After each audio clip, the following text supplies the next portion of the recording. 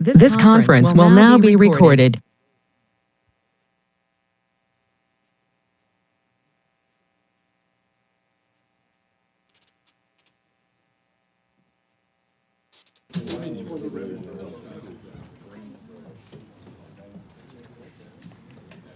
Okay, it's 7 o'clock, so let's go ahead and get the meeting started.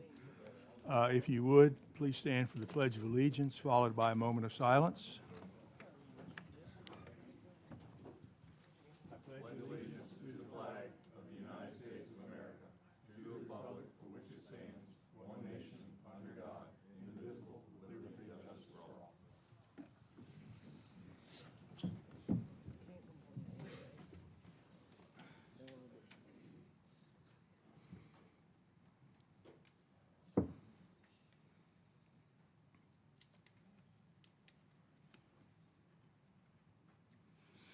Okay, thank you.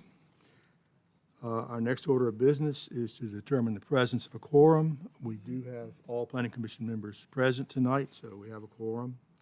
The usual microphone reminder, if you would be sure to have your mic turned on when you're making comments or discussion. We need to adopt the agenda.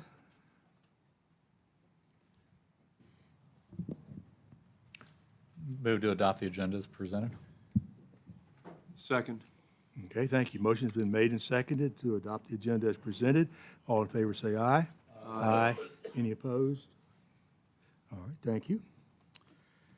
At the very beginning of each meeting, we do try to have a chance for any general public comment not related to tonight's cases. Is there any public comment at this time? Okay, and of course, after each case, we'll also have a chance for public comment. All right, we need to adopt the minutes from the September 17th, 2025 meeting.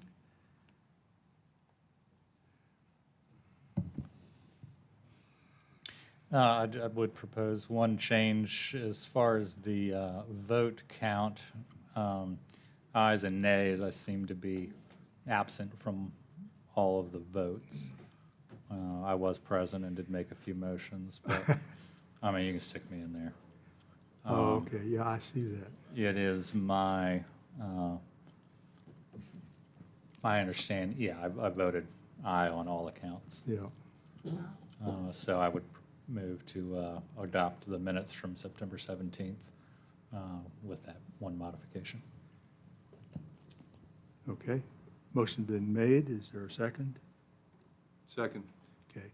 A motion's been made to adopt the minutes from the September 17th meeting with the correction that Nathan was present and voted A on all of the cases that we voted on.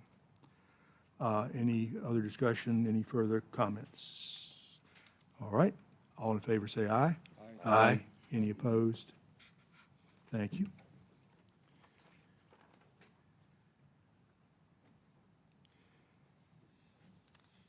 All right, two public hearings tonight. Case number ZOA-05-25-03, an ordinance amendment. The Board of Supervisors has directed the Planning Commission to consider removal, modification, or retention of Madison County zoning ordinance 5-2-1 and 5-1-1. Mr. Nichols, anything to add to make that easier? Yes, Mr. Chairman, we've discussed this ordinance at length over the last few months.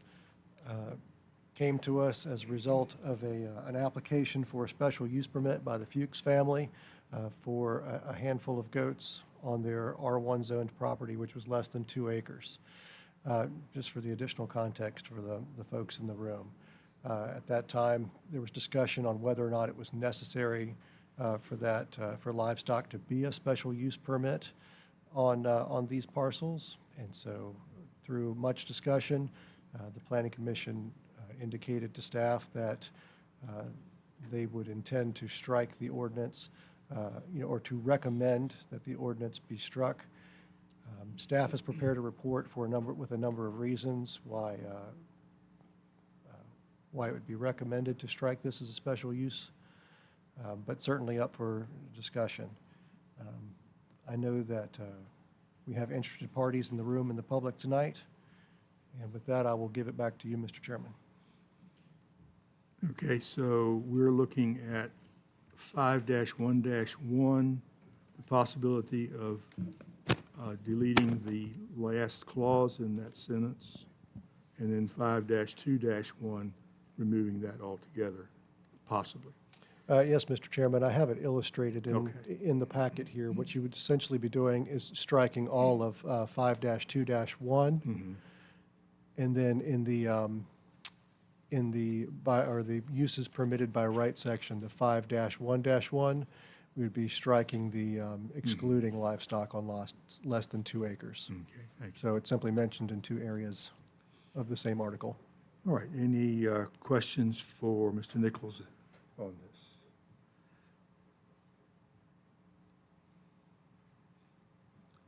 I've got a comment about it, not Yes, necessarily okay. a question. But in item number 5, we're talking about enforcement and oversight. So we're talking about the very last sentence in here. These cases of neighbor impact is still actionable under current law, even with the SUP framework. Because I looked at our code, Chapter 6, and I looked up the right much stuff on the Virginia Code and talked to Mr. Cave as well. It seems like the only thing that they really have enforceable was for animal welfare. So in other words, if you have 0.8 acres, say, and you can still have 20 chickens or 3 cows. I mean, I don't know that, if you can elaborate on what we think that we can enforce on this.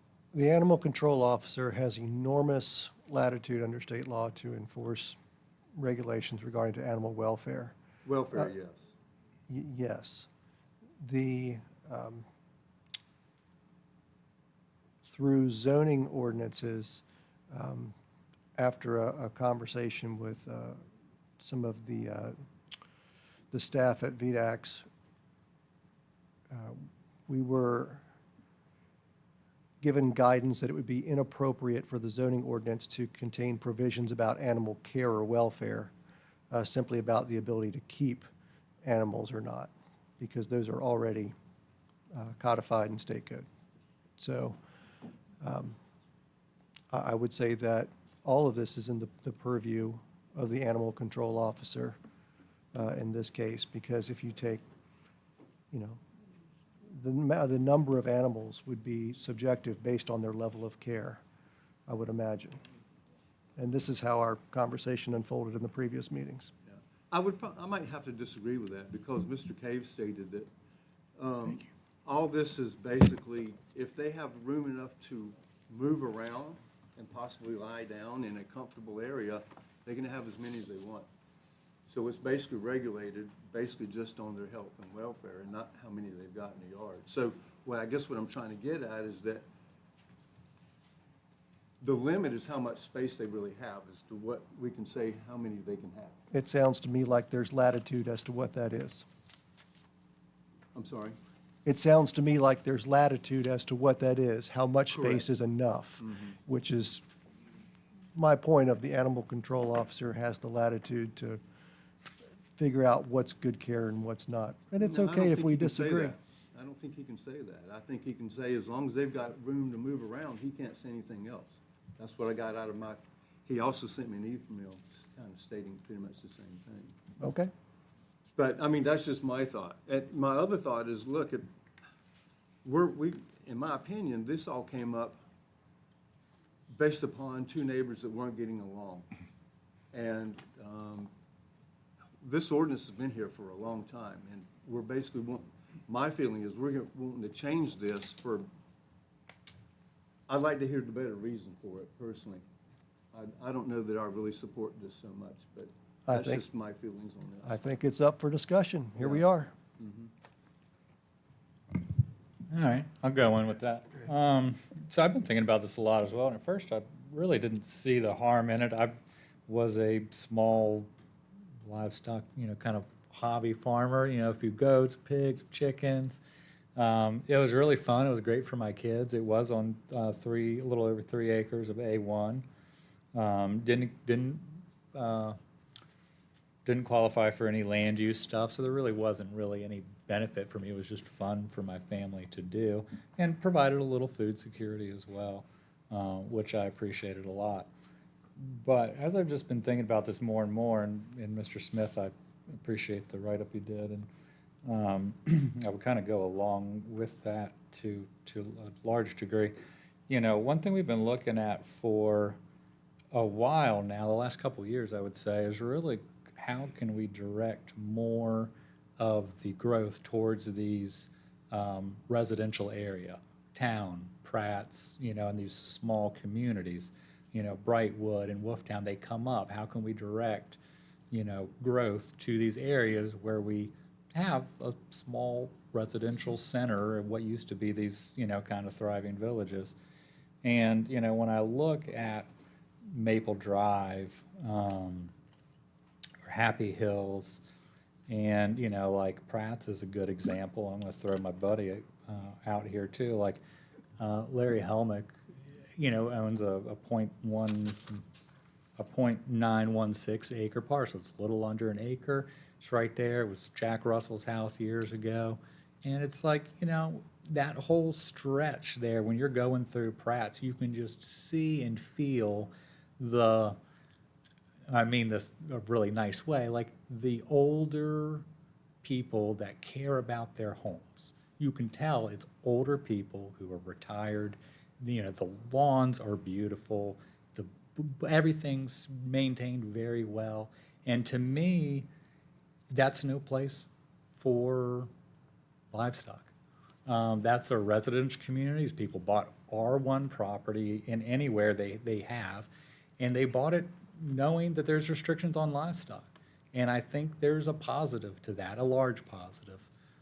So for me, I mean, I think, you know, I think permitting, yeah, I'm not in favor of really making any changes to this. I think the things are the way they are for a reason.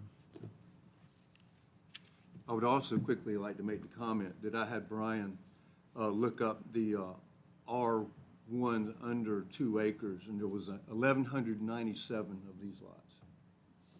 So that might tell you That can't be how right. many people this could actually affect. Pete? Steve, I got a comment to make, and, you know, this is how we get to this point, I guess, but it's very unfortunate. I feel for these people that's having a hard time where the goats are, but at the same time, you got 2 neighbors that don't get along. You know, I got a house that's next door to some kids, and they got 4 goats. I put up a privacy fence, and I don't even know the goats are there. I don't hear them, I don't see them. We gotta think about something that's worked in this county forever, and it's gonna continue, hopefully, to work for kids and 4-H for this forever.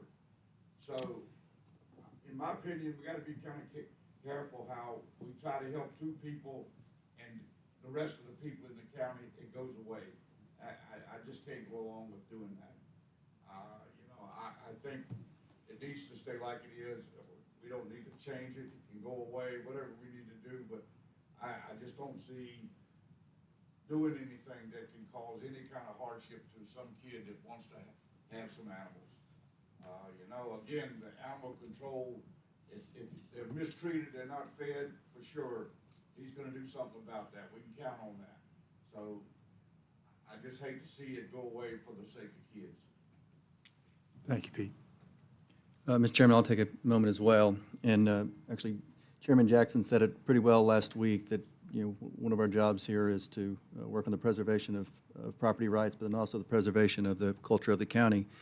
And this is a tough one because this is an agricultural county. I left the city because I wanted to return back to agriculture where I grew. And like Pete said, I think it's ingrained in most of the youth in this county to have some type of livestock or be involved somewhere in 4-H or the fair. However, with the property rights and kind of seconding what Nathan said, you know, if I am buying a piece of property that's R1, I would expect some of those courtesies of my neighbors in R1.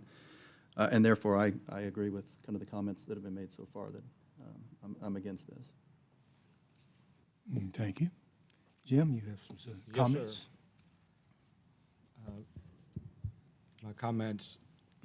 My comments against the proposal are a little bit stronger than those you have heard.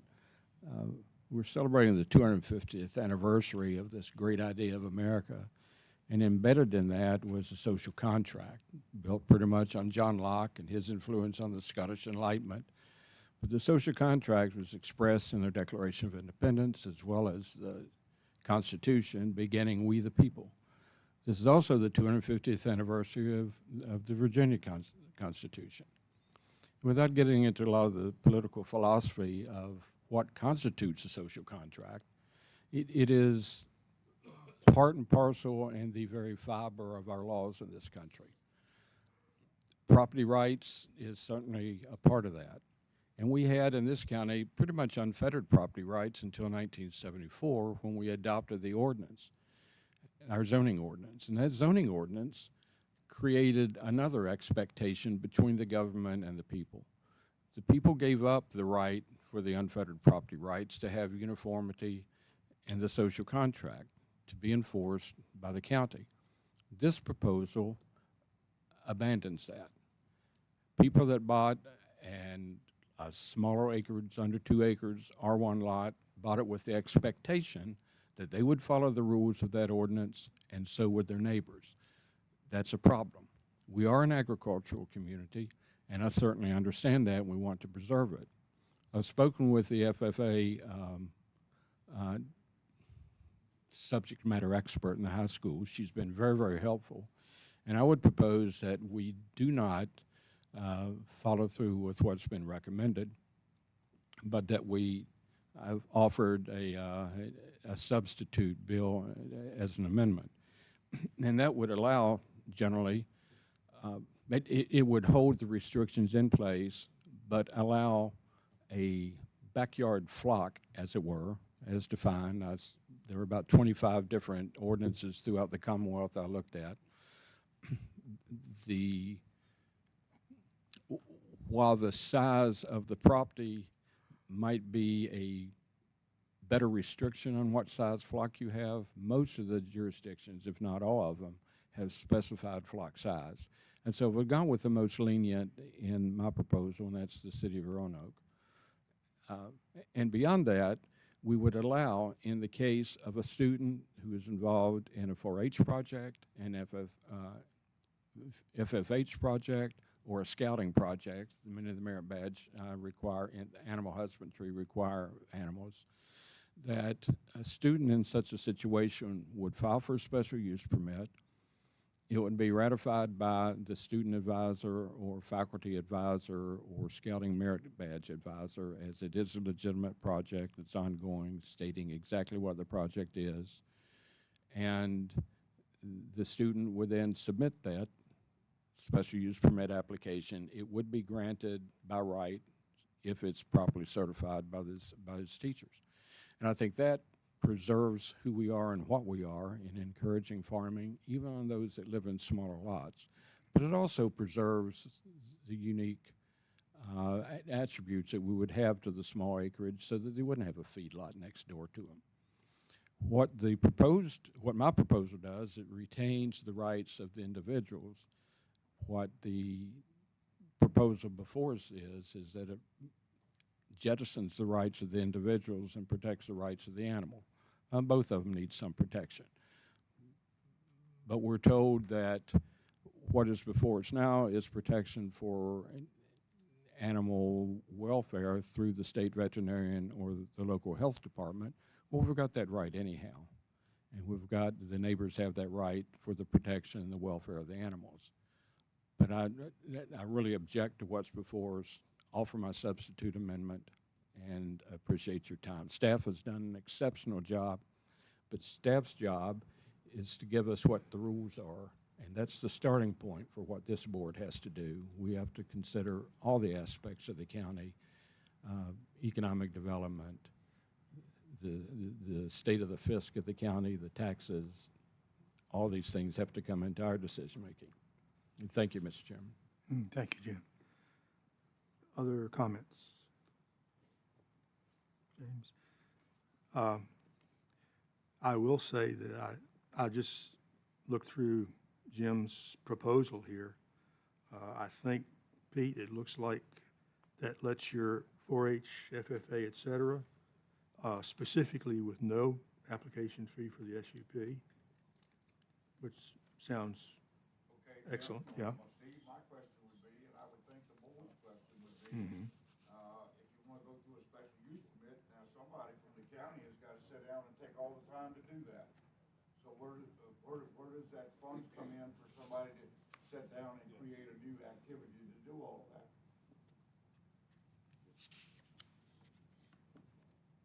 So your objection at that point is county expense then? It's gotta be a county expense. Yeah. Somebody's gotta look at it and say, okay, you can't just throw it on the desk and forget about it. Other comments? Right, yeah.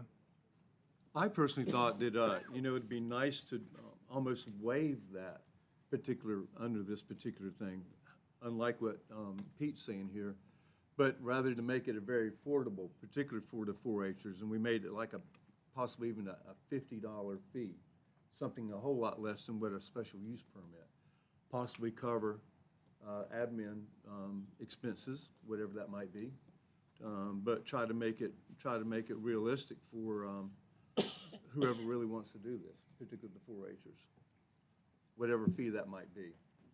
But something far less than the regular $400 special use permit.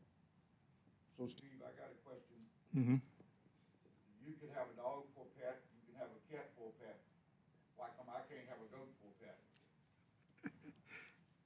Why can't can't have a lamb for a pet? Yeah, I mean, Pot belly pig for a pet? or a horse or a pony is considered a pet and not livestock, so, yeah. Mr. Chairman, if I may too, and I think probably all of us on the board, frustration is not the right word, but I think this is the process too. I mean, most of us on the board have gone out and spoke to other, people, either with the county or the public, and this is just how government goes, and this side of ordinances and policies as they're being formed or reshaped or discussed. But I think as we're coming full circle here, again, I think Jim did a really good job of outlining probably some of the thoughts that I couldn't get out myself. And so seeing them here on paper, I will say I do have a couple of questions. I probably align more with Mike in terms of a waived fee or a very low fee for this. Again, in terms of what Chairman Jackson said, keeping the preservation of the culture of the county, which I don't think we want to get away from agriculture. And then this is probably getting into more of the county staff. But does it run with the land or does it run with the applicant? I know there's some other decisions that would probably go into Jim's, proposal that we'd have to consider. And I don't know if that gets hard or messy or talking about administrative fees. If someone has 6 kids, is that going to be 6 times the work if each one comes in and, is going to show the same goat or the same type of flock or livestock? So probably some other questions we would still have to address, which may go back to the word frustration. But I think this document from Mr. Smith is pretty good. Thank you. So Steve, another comment that I got. This is the first time I've seen this document tonight. Now, I'm sure if this document was put out there, that this room would be full of 4-H people. They don't know that this document exists and what we're Right. trying to do. Let me ask Mr. Wright a question on this. If we go with an SUP application, there are prescribed legal processes that we have to go through. Even if we say the fee is no application fee, that still leaves the rest of the process that has to be done, which includes meeting with the Board of Supervisors and so forth. Correct. Can you see any way can you see any way of making something like a special use permit that does not have to go through all of the process? Are we talking, are we trying to get at sort of the 4-H crowd? Yeah, the 4-H crowd, Okay. yeah. I would think that within this, you could write in an exception saying essentially that if it's going to be, and maybe you say it's for a child in the house who's participating in 4-H or scouting or a school activity, that it's considered a by right use or that an SUP is not required. And then essentially that leaves it to the zoning administrator just to make the administrative call of does it qualify, which would really be like, hey, does a kid live in the house? I mean, I think that would be a somewhat straightforward way to try and accomplish that. And then, yeah. Okay, thank you. So if we were to do something like that, that would, we could still use the documentation from a faculty advisor or counselor or something like that. Just make it, write it as an exception in the by right uses. We could do that, or maybe that's an administrative interpretation of how they're gonna decide that they qualify. Yeah, thank you. I could appreciate I- Pete's Ms. comments, yeah, because, about the expenses, because that's what is going to be incurred if we have to have, even if we do not oppose an application fee, the rest of the process involves county staff, meeting before the Board of Supervisors and so forth. So, yeah, Jim, go ahead. And that's why Ms. Kaufman was very understanding and willing to create some kind of form for certification. And she would grant that, so it would cut down on any kind of administrative costs that we have here. If the certification was with the application, it was agreed. But Ms. Ellett raises a good point, that if we could somehow create this as, for it to be administratively approved and not have to go through this process, that would be much better. Mr. Chairman, Yes, sir. if I may. In Article 15-A, now this is just an example. We have primitive campgrounds. Now, we talk about primitive campgrounds, and we say what all you can do and all you can't do. The very last thing of this is a special use permit will not be required for a primitive campground used solely by scouting. So let's think about scouting and 4-Hers. Units to learn about primitive camp skills, wilderness survival, and leave no trace camping, and for scouting service projects. The use of this property must be donated to the scout units by, so in other words, we've done this for scouting and primitive campground. Why can't we do this for 4-Hers in this same type of scenario?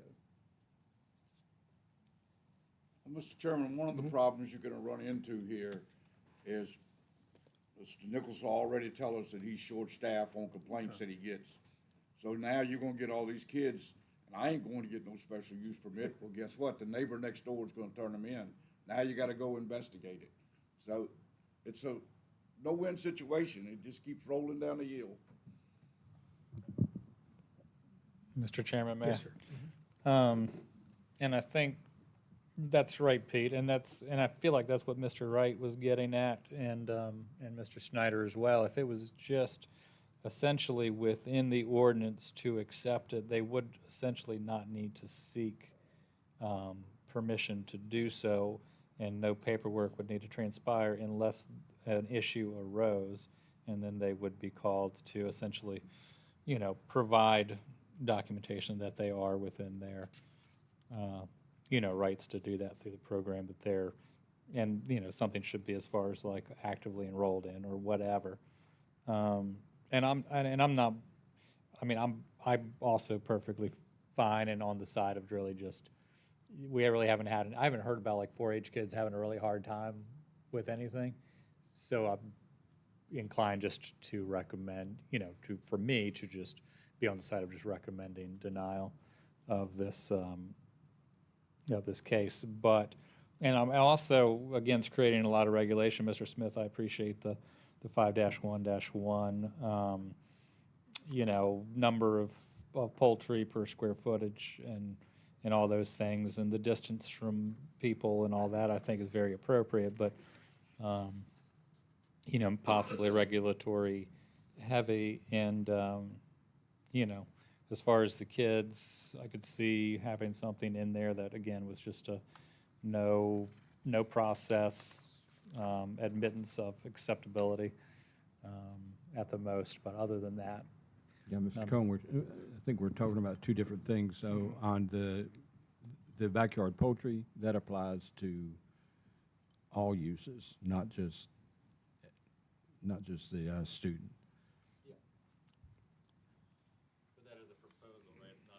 That's correct. Right now, a backyard flock is not allowed. Right, exactly. And I'm just saying, I would love to see Mr. Nichols out there counting chickens, but I'm not inclined to create a regulatory requirement.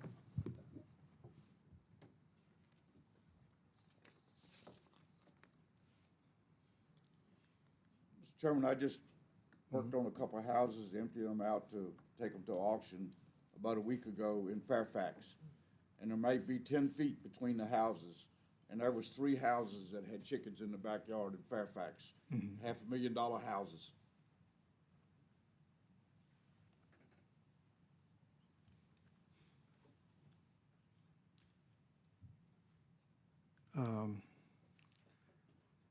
What about the possibility of kind of following along Mr. Wright's suggestion and looking at Jim's suggestion here with the 5-1-1, excluding livestock on lots less than 2 acres, in parentheses or whatever, accepting documented FHA, 4-H scouting, et cetera, uses, something along those lines. To put the exception in there as a by right, but only for those situations, and maybe even specify that it goes administratively And then that would require an SUP for for, a backyard flock. for the backyard flock, yeah. Kind of pricey for 4 hens. Yeah. So Steve, Or- you take my right away from me to have a pet goat.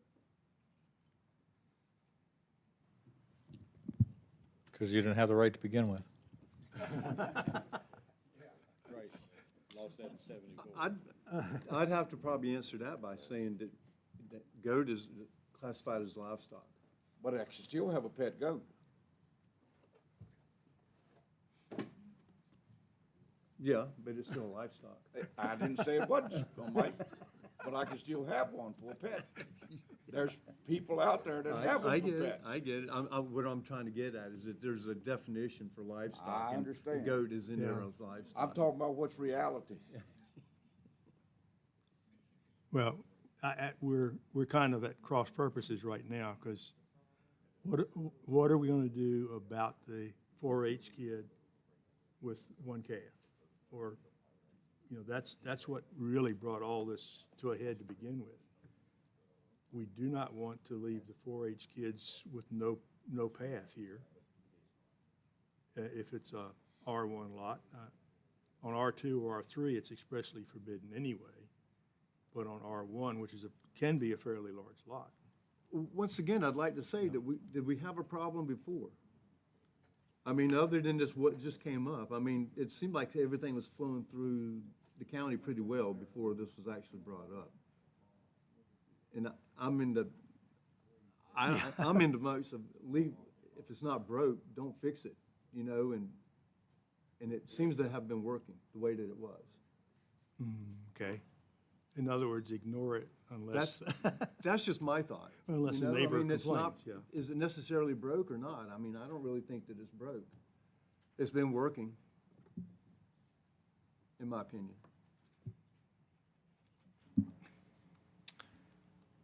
Mr. Chairman, may I make a Yes, sir. comment? Please. I'm old enough to remember when we first talked about this case coming in here, and everyone was appalled at a man trying to, or having to spend $500 to keep a couple goats in his backyard. And I don't think anybody's trying to give the 4-H'ers a hard time, or our scouts, or anybody else for that matter. But just food for thought, that all of us were taken aback to learn that to keep a couple of goats in your backyard, a special use permit, which was not especially contentious, was going to cost somebody $500 for their goats in the backyard. And I just want to bring that to the forefront of your attention for discussion. Thank you. Mr. Nichols, I think it's very fair, and it was, it's a little strange starting out, but I don't know any pet owner that wouldn't gladly spend $500 on their pet either. And I know exactly where I'm at on it. Well, I think that kind of goes to Mike's question too, because the problem arises when a neighbor says you're not supposed to be able to do that, which is what we have. So, and, you know, $500 for a 12-year-old 4-H kid with one calf, that's probably prohibitive.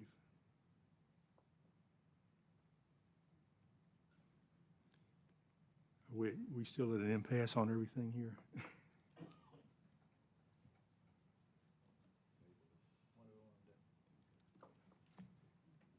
I agree with Mike, if it ain't broke, don't fix it. But it is. But it is broke, you know. Just as soon as a neighbor says something, it has to be investigated, it becomes broke, yeah.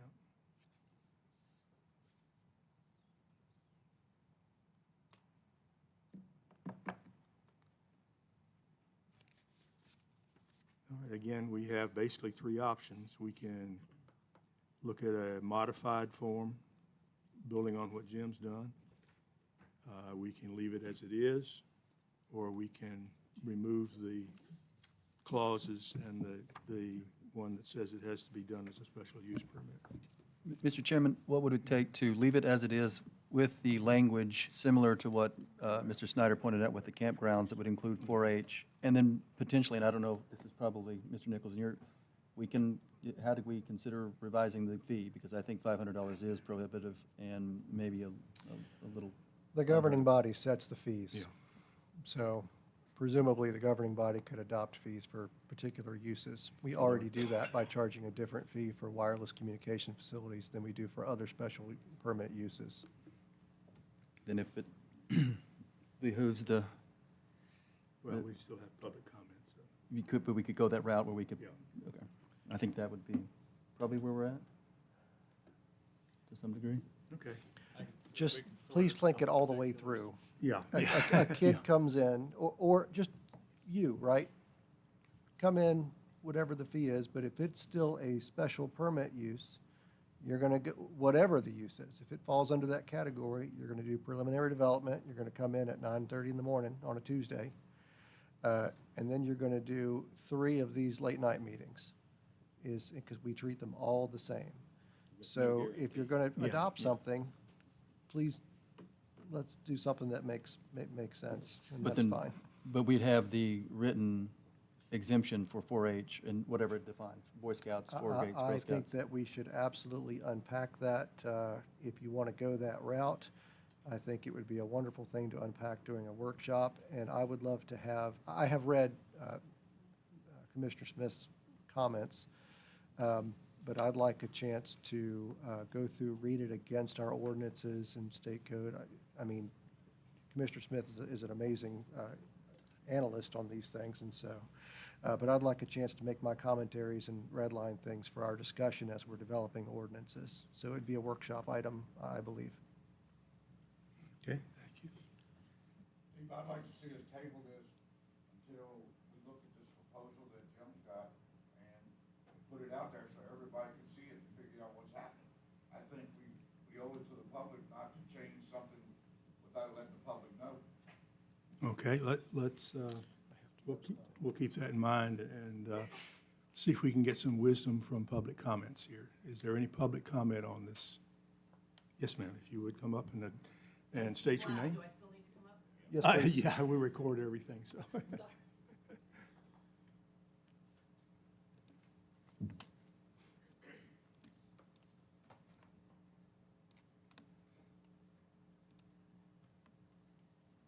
So my name is Jennifer Mazzaris. Couple of quick thoughts. If you do, again, I see both sides. I appreciate the comments going back and forth and really trying to work this out. My thing is you guys are trying to keep it specific to like 4-H or Future Farmers of America and everything. I want to remind you guys, there's a large homeschooling population in this county. So whatever verbiage you use, I encourage you to include that. As a homeschooler, we do a lot of projects with, you know, animals, and not everybody is privileged. We're an agricultural community, and why I appreciate the comments that you buy into residential or whatever. People may not be able to afford 5, 10 acres. And again, I think there's a way to do this that can be put on, and I do appreciate, because I would tell you, I'd be heartbroken to look at my kids, especially my 15-year-old son, who absolutely adores his chickens. He shares his eggs. It's a farm, it's a hobby. It teaches himself sustainability. I mean, we talked about food insecurity. Look at the grocery store. It takes down, ticks, bugs, and everything, so it helps, our yards and everything to control those pests and everything else, helps aerate the garden. There's a lot of facets of this. So I appreciate the comment, but I would encourage you, don't forget homeschoolers, number one. Again, maybe size of flock or potential animals. I agree, pet goats.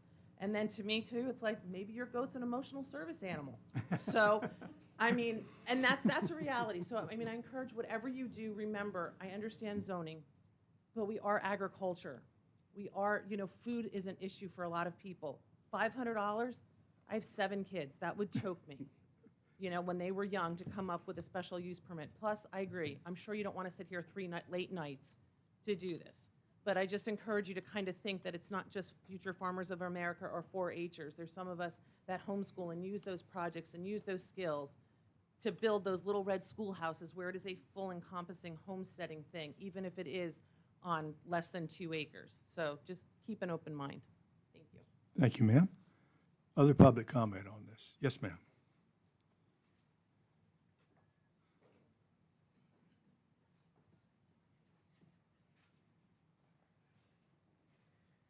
I'm Renee Phillip. I live in Radiant.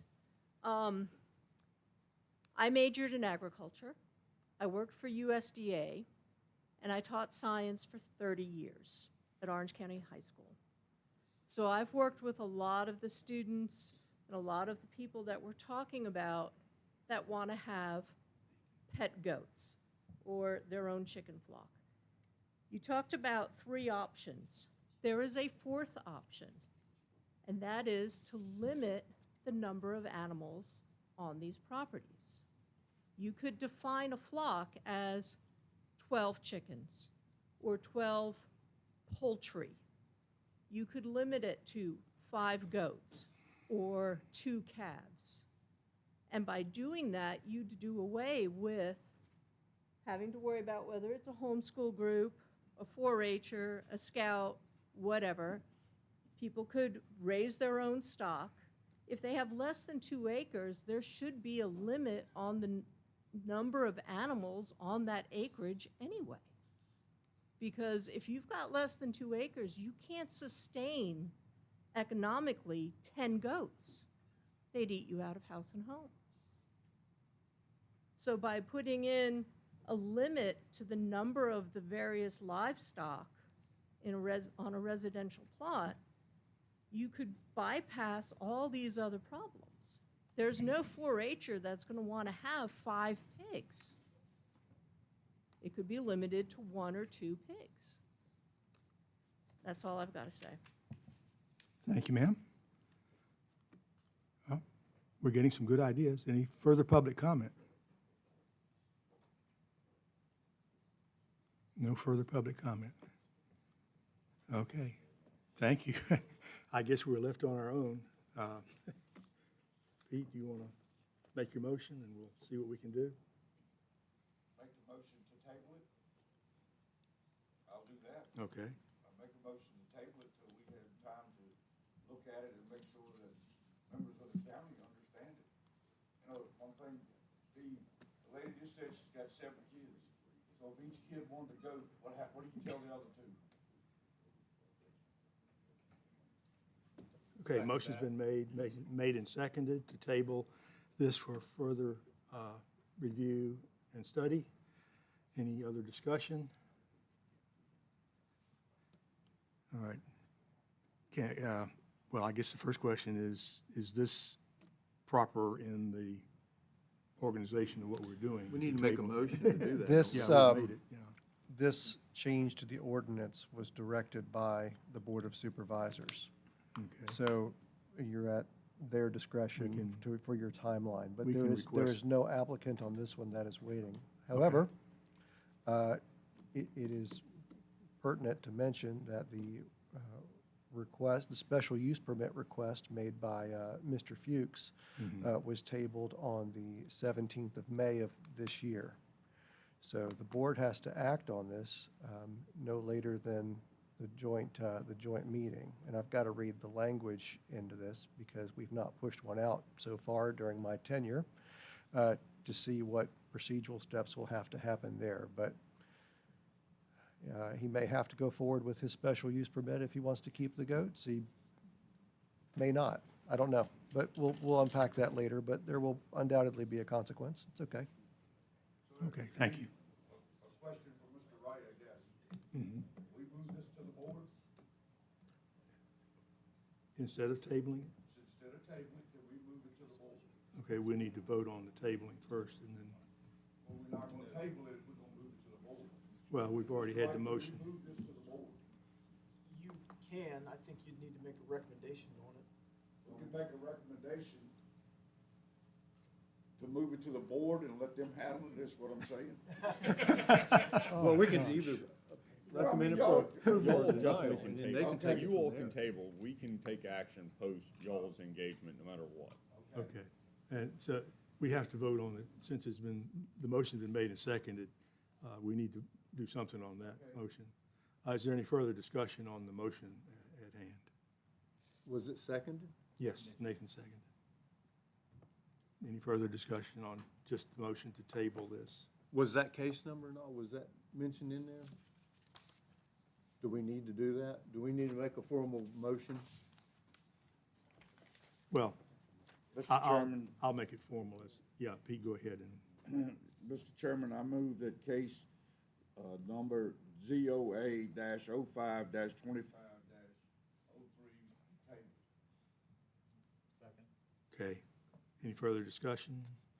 Motion's been made and seconded. Let's do a show of hands since there seem to be some questions. All in favor of tabling this motion, raise your hand. 1, 2, 3, 4, 5, 6. Okay, unanimous. All right, so we will table case number ZOA-05-25-03. All right. Next case is case number ZOA-05-25-01. Is there a question? Okay. Al Esch, a zoning text announcement. This is the public hearing on this.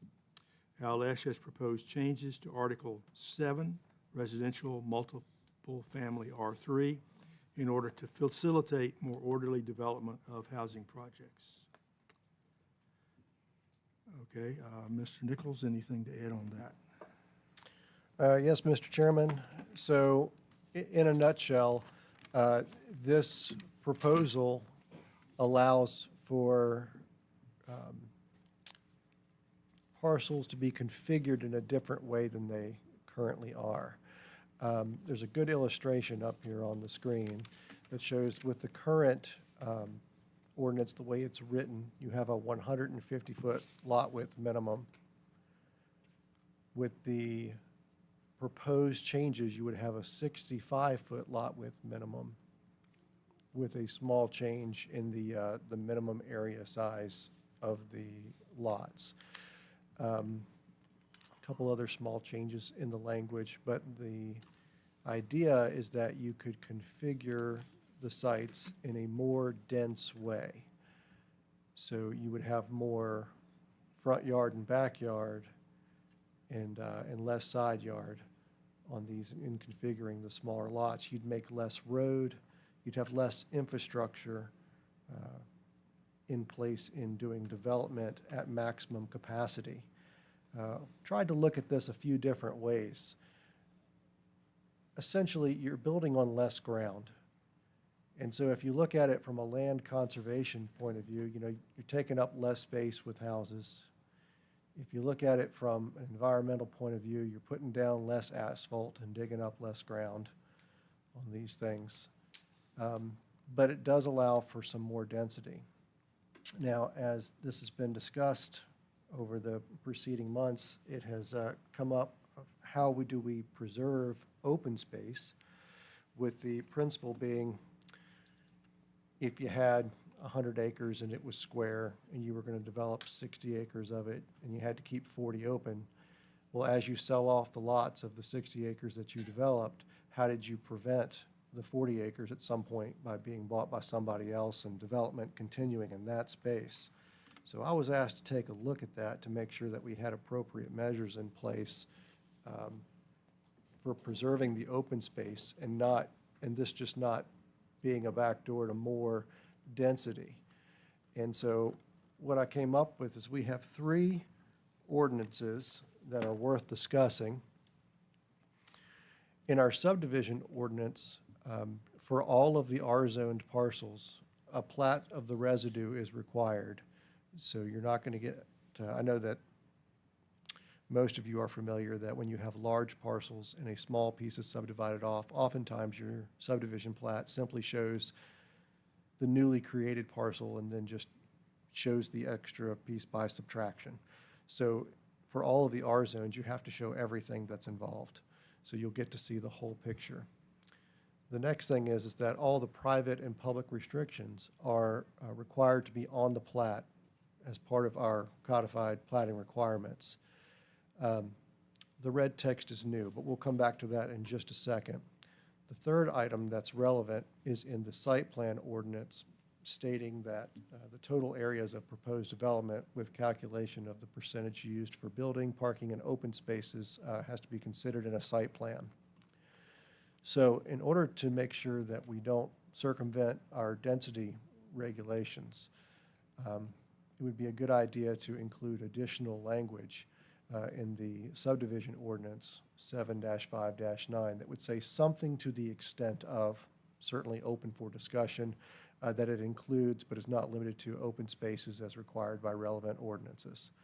So you're going to make sure that that subdivision plat that's filed to create smaller lots as a part of a planned subdivision would show the open space, and that would be open space in perpetuity.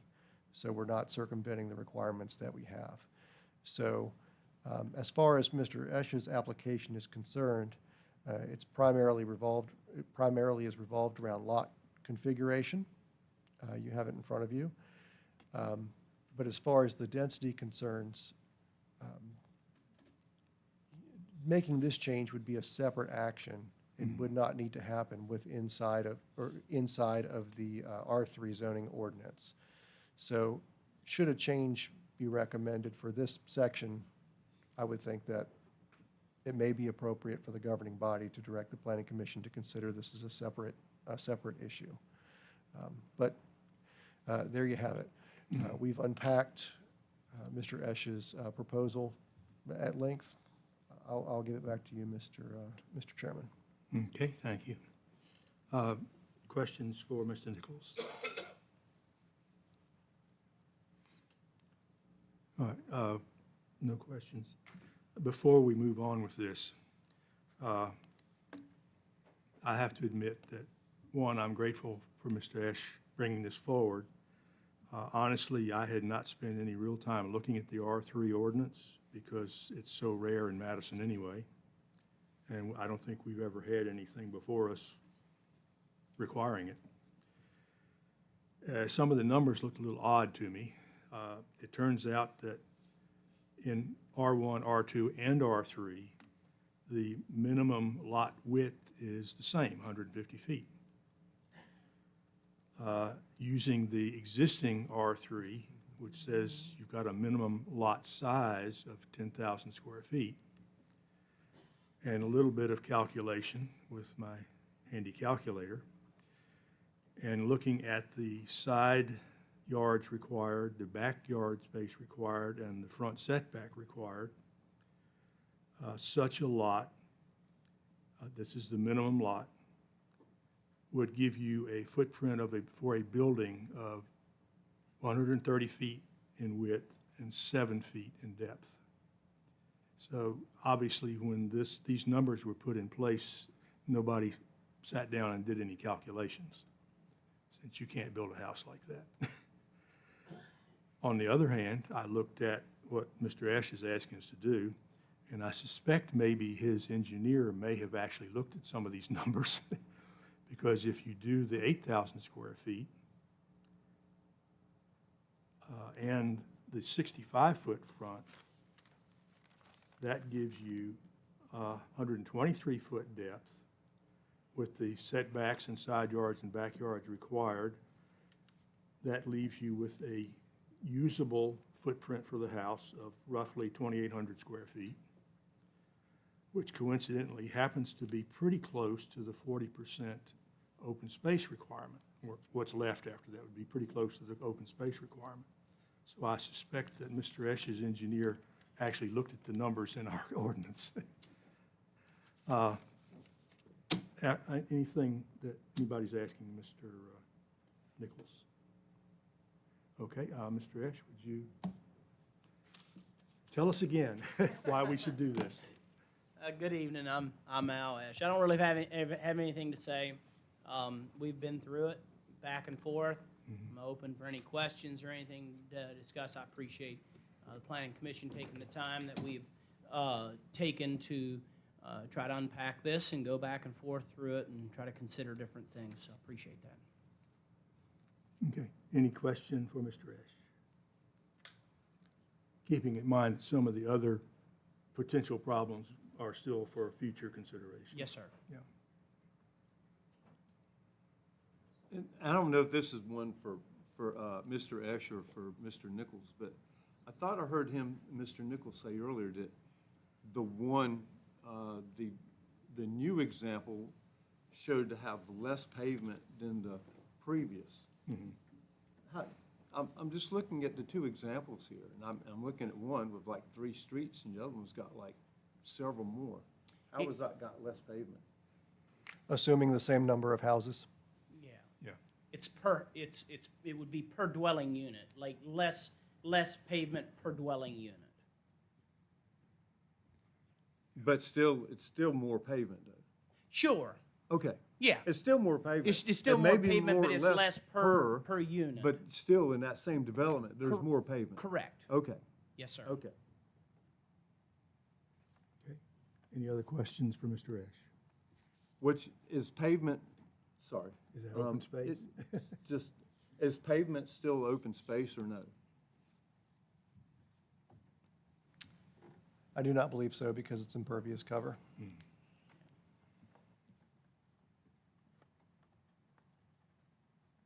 Other questions? Any questions for Mr. Esch? We've thrashed it pretty thoroughly, thank you.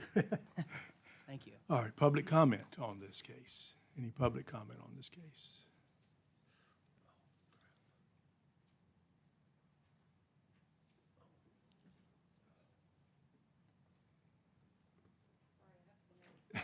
Yes, ma'am. Hi, my name's Lynn Dawson, and I was not able to attend the last Planning Commission meeting, but I watched it the next day online. And I thought that the commission asked a lot of great questions. And there were some very frank answers provided by Mr. Esch, right? We talked about 61 houses versus 262 units, stormwater management, off-street parking, having a Malvern-style community center, impact on the school system, how we would stop a huge developer from coming in and put 800 units on 100 acres. And at the very end of that discussion, Mr. Esch said, I'd be willing to go back to my engineer and have him draw out what the max number of houses on that would be. And he reiterated that again at the end of this discussion. So I was kind of surprised to see this on the agenda. I feel like I missed something where there were a ton of questions and now it seems to be we're ready to vote on it. I was also surprised to see that there was a staff recommendation for approval. And the approval was based on several things, like preparing Madison for potential future state-imposed mandates regarding housing. And I did some research, and when I looked online, I found a bill that did not make it through the Senate, and that there's no current pending bill with a mandate. So it does seem kind of odd that without a mandate to, move forward with kind of a dramatic change. And it is dramatic. The numbers, changing the configuration and the size just makes that density so much greater. So I just think this is not the time to be making this a huge change like this without really digging into what are the impacts to the county in terms of taxes and school system and all those things that we were discussing. So thank you very much. Thank you, ma'am. Any further public comment on this case? Any further public comment? Any further discussion? Yes, ma'am. So have we done any other kind of impact study on this, what it would do for schooling or anything? Not at this point, no. We're talking about, We've had some discussion, yeah, but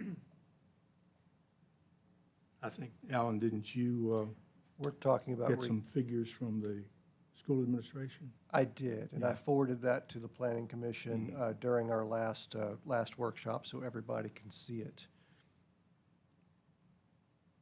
And if I remember correctly, basically their response was they can handle, 150 to 200 without too much problem, but beyond that, they would run into problems, if I remember correctly. That seems within the spirit of what the superintendent had to say, yes. So, yeah, to Mike's point, there's specifically, that is a concern, yes. So I guess one of my points is that, I know we don't have a lot of other areas that is R3, but if we considered all of them, would that be a big issue? There are 44 parcels that are zoned R3 in the county. Is it a big issue? The crux of this proposal is the reconfiguration of the lots. I would say that while we have wonderful illustrations and we have discussed Mr. Esch's proposal for a future concept of development, this proposal really should just be focused on, is it a good idea to change the specific line items that he asked to change or not? Is it a good idea to allow narrower lots instead of wider lots? Is it a good idea to have an 8,000 square foot lot instead of a 10,000 square foot lot?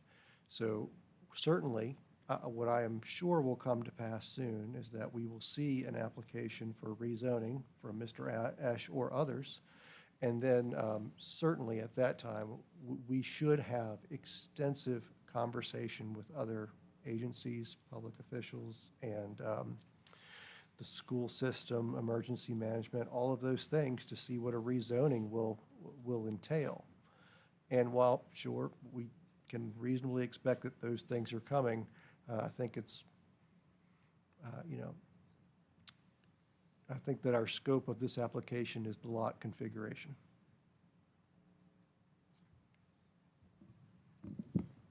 Yes, Thank you, Mr. Nichols. And so, and I've kind of been going through that. And so essentially, with the existing ordinance, 7-3-1, density,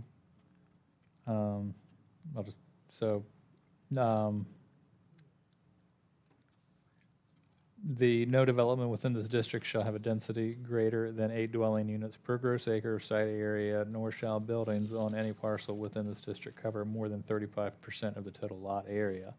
So essentially, within our existing ordinance, we are limiting 1 acre parcels to 8 dwelling units, Quite a bit. which would essentially automatically be a multifamily. Yes. Obviously with setbacks and such. And so really with the proposed changes, as far as if we were just to look at a 50-acre parcel as an example, we're not really looking at permitting any more houses on that, or? are we? Over a large parcel, you would be able to achieve some more with smaller lots. It's really where you're putting them. The yield per acre is essentially the same, but it's where you're putting them. So, I mean, is it the same number of houses in a different configuration, or does it actually somehow equate to more houses? If you're only Possibly. single-family houses, it doesn't change a lot, but what you're striking in here is the current language reads, the minimum lot area shall be 10,000 square feet plus 2,000 for each additional dwelling Right. unit, right? So especially when you're looking at multifamily development, the way the current ordinance reads is you have to add square footage for the additional units. You're getting a little bit more density, but that's written in here. You certainly could choose not to strike that if you chose to. Yeah. But it's there. So you're getting some more density. I'd just have to sit down and work it out to see what that looks like on a particular size parcel. But we can do Okay. that. I appreciate it, and I've gone through it multiple times, and it's a little bit of a, like a word problem that I haven't really got to equate to make sense when you're looking at open space, setbacks, lot sizes, density per acre, is there public, like assuming public sewer and water and streets, all these different things. It's been a lot, so I just kind of wanted to know the answer to that. I mean, There are if, many more questions to address when you start getting into what you can do in the site plan phase for trying to accomplish such a project. And I'm quite sure that further ordinance discussion will be underway regarding that. Yeah. But yes, all of this is for naught until at some point in the future, water or sewer will become available. yeah. All right, yeah, I appreciate your response on all of that. My only, my concern with this is it looks relatively straightforward on paper. I think the changes are relatively minor. When you see the actual conceptual plan layout, which is theoretical, it's scary looking. There's a bunch of houses, right? Yes. But, that's, again, it is theoretical and largely by right already. And so these changes that we're talking about aren't going to impact whether or not we're going to get a bunch of houses over on the Fishback area. It's just the direction things are headed, slowly but surely. The only other thing I had on that, Mr. Nichols, as well, is, so if that statement in 7-3-1 is going to stay, no parcel within this district shall cover more than 35% of the total lot area, that would apply to multifamily, like every type of dwelling, right? Yes, it does read that way.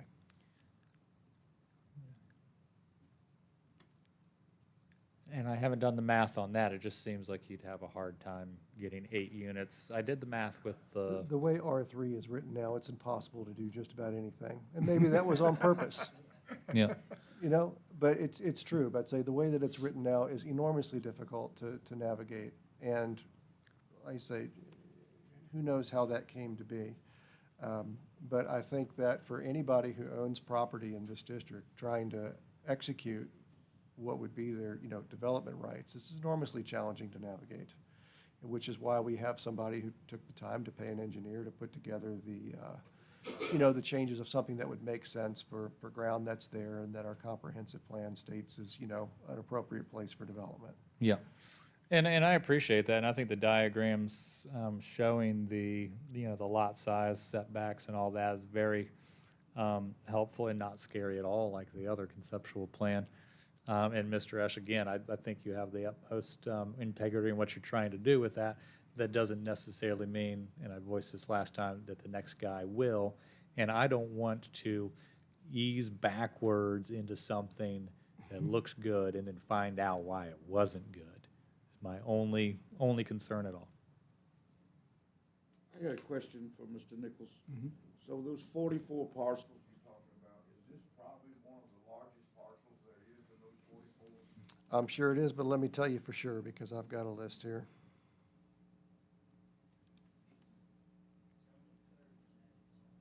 Almost 30?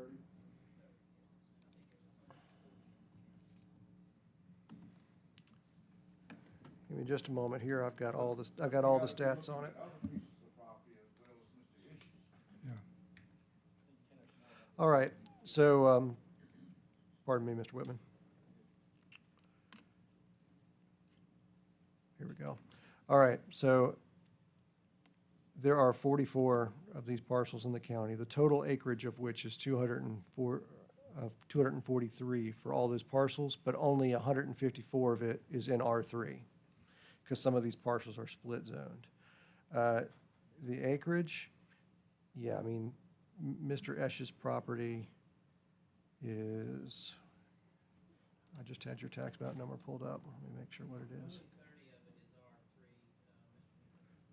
Okay, thank you. There is another large one here, 40-48.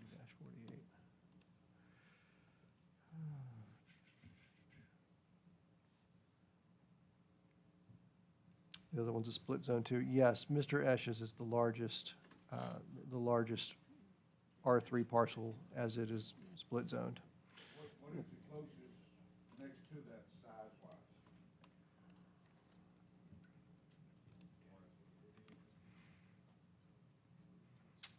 I've got an image, not a searchable one. Give me a second here. Yeah, didn't you have you had developed a chart of these before? I think it was in our last packet. I did.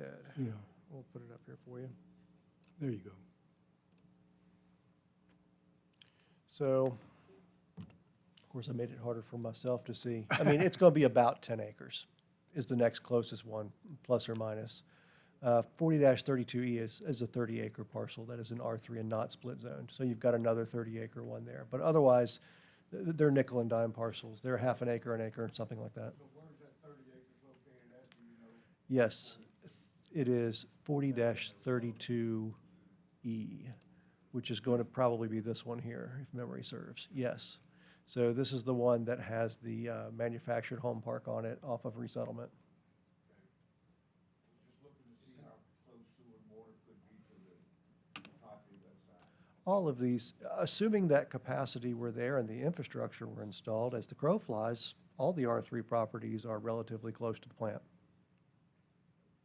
How many of them have houses on them? Beg your pardon, sir? How many have houses on them, the R3s?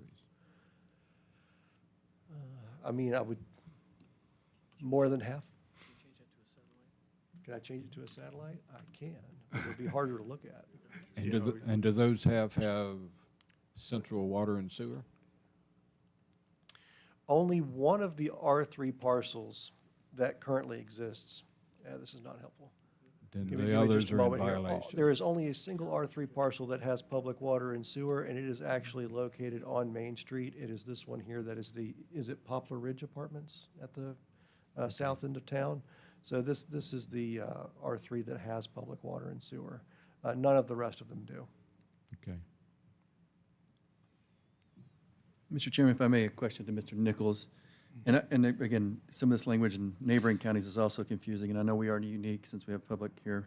Don't crucify me on this one. But similarities between the counties, especially the neighboring ones, it looked like Green was 65, 10,000 maybe in R3, and then Orange was fairly similar to maybe 60 and 10,000. Does this threshold that Mr. Esch is requesting that's being proposed fall within kind of the median range of neighboring counties or in the Commonwealth? that I you know can- their proposal was closely modeled off of Culpeper's R2 ordinance. And so through the appraisal practice, I certainly have appraised many a property like this in counties like Rockingham, across the mountain from us, and in Augusta County as well. So there are other counties in the Commonwealth that are rural that have districts that are similar. Thank you. Going back to the, what we're talking about, the acreages now, this conceptual is not on your 30 acres. This conceptual is on the 100 acres. So it would be much differently if you were on the R3, which is which is not what we have here. One of the things that concerns me about this is if this is the way that it ended up would be the traffic flow. I mean, this is a lot of, you've got a future connection road, which is not there, right? There's a right-of-way to 29.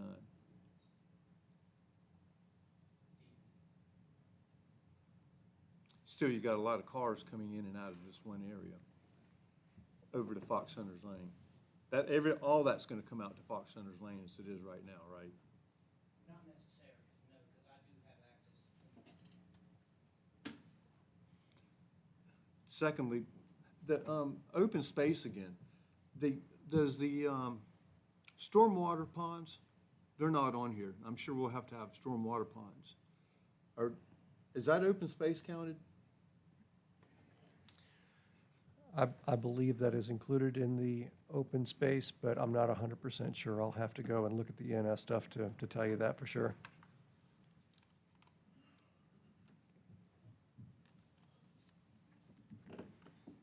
I think that would be pretty important to know, I think. We can find out.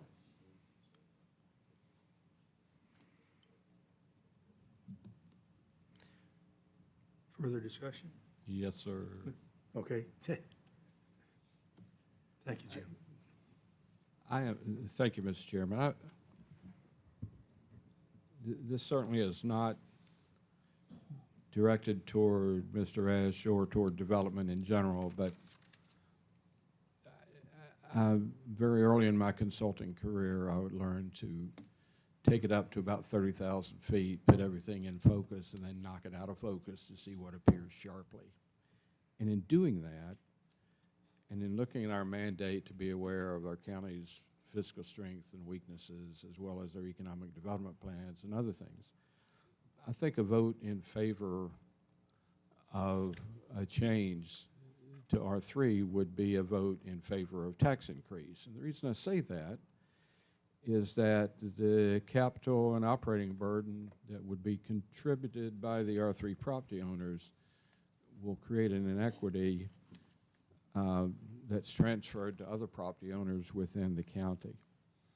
And that would create a cross-subsidy then of taxes, lower taxes for the people in the R3 and higher taxes as everybody else gets to eat the additional tax burden.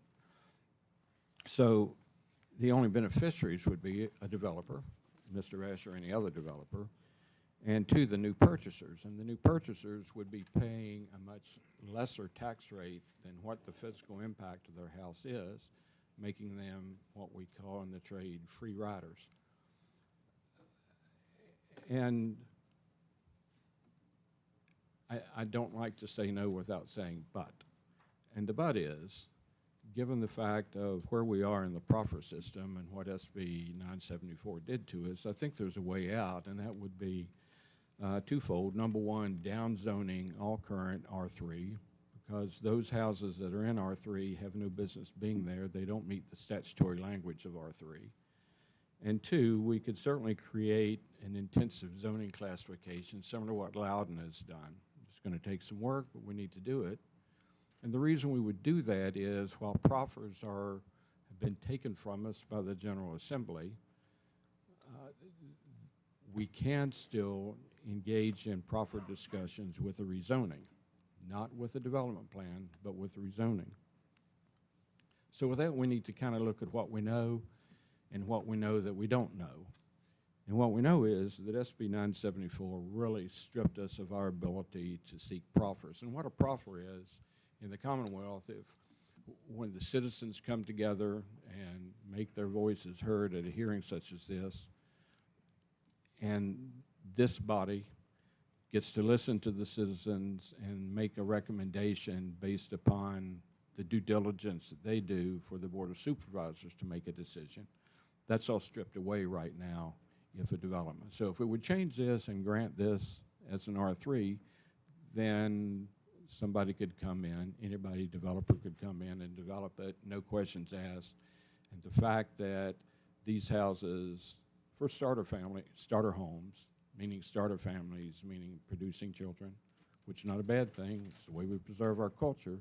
It still is difficult to pay for. We'll get into some of the numbers a little bit later. The acreage under review, as well as all the other R3 zones, except for the couple that Alan just mentioned to us, don't satisfy the primary requirements of R3. R3 says that they shall be located adjacent to R2 lots. I don't know that this is, and we do have to look at all the others. They probably are not in 100%. R3 zones shall be only established where public water and sewer exists, and that's not true with the vast majority of these, maybe all of them. In Madison County, water and sewer service is available primarily in the town, and that's a good place for R3.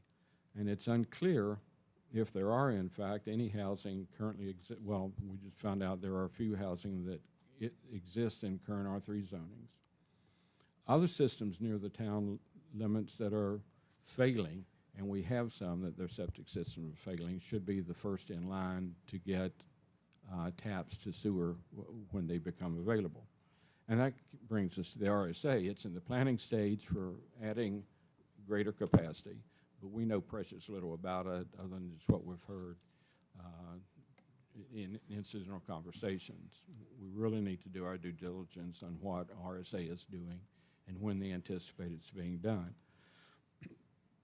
We know that RSA in their internal documents say that new connections to Rapidan Service Authority water or sewer systems are subject to the review by RSA and other local authorities. It says nothing in what the review process is by the local authorities, which would be the Board of Supervisors of Madison County, or actually whether or not they really have a say other than to review. We know that the developer, when he's building lots, was going to have to pay RSA for the EDUs to attach to water and wastewater. And if we assume there's going to be water, one per house, then that's $20,000 per dwelling that the developer would have to pay. So RSA is going to get a contribution toward its fixed cost of providing the capacity to deal with the water and sewer, but the county gets nothing. And the county's sitting here with the physical impact per household in the county. If we look at all the different classifications of expenditures that go into our tax budget or our budget each year, looking at each household's physical impact on the county is about $9,600 annual. We know that the cost per student in the school system is $16,644.30 per year. And we know that if we start adding, we've got a capacity, an unused capacity of 120 to 140 seats in the classroom. If we go over that, then it's time to start building buildings or getting temporary buildings. So that's something that really needs to be considered as we're considering new development in the county. That's why I say that approving something like this, where it just gets developed and we have no say-so whatsoever in trying to gain proffers, the rest of the county gets to eat these two dollar amounts, and it's significant. Our Economic Development Committee has been working hard, trying to find the appropriate business to come into the county, looking at the Route 29 corridor. Any businesses that come in that are going to provide significantly to our economic base are going to require water and wastewater. It's unclear whether or not the county itself, through its review process, can put a hold on some of the taps so we can ensure that households that are going to cost the county money don't suck them all up and leave us bare and not able to provide for what's going to be needed to provide economic development and entice economic development. In the workshop meetings 2 years ago, I guess, when we were discussing the storage facilities on the west end of this property, there were conceptual drawings of not only the storage facilities but also apartments. I don't know if they were approved, if they're still on the table or not, but they are also going to suck up a lot of the EDUs and the capacity of the sewer expansion.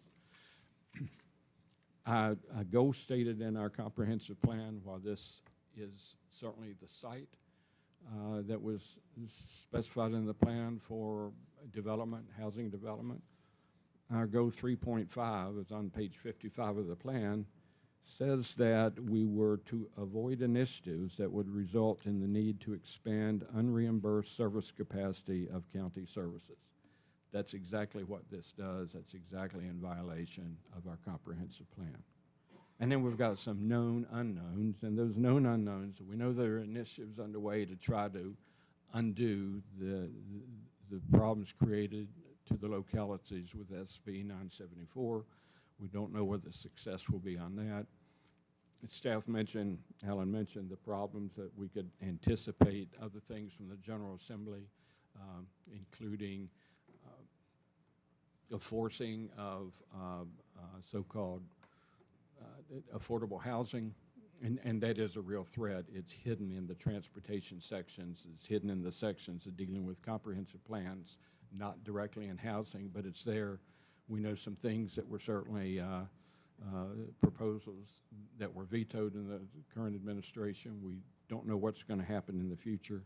But among those things that we can anticipate coming from the General Assembly, taking away the rights that heretofore had been with the localities, is the placement of solar farms, placement of data centers, placement of affordable housing.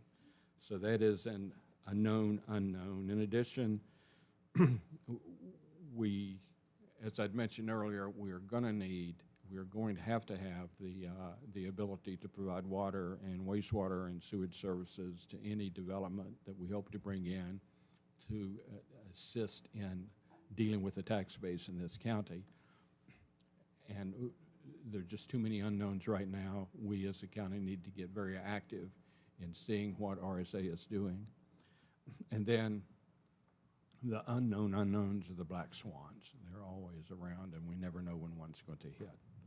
But for those reasons, I think that we should deny this, but undertake a down zoning, which has been approved by the Supreme Court of the Commonwealth, and try to pattern ourselves after something that was done in Loudoun, where we can create the ability to negotiate proffers on rezonings. Thank you. Okay, any further discussion, further comments?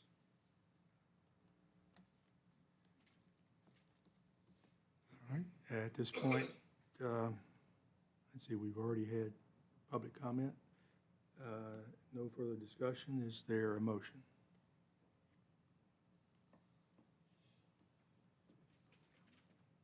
You did. Mr. Chairman, I make a motion that case number ZOA-05-25-01 be recommended to the Board of Supervisors for approval. Is there a second?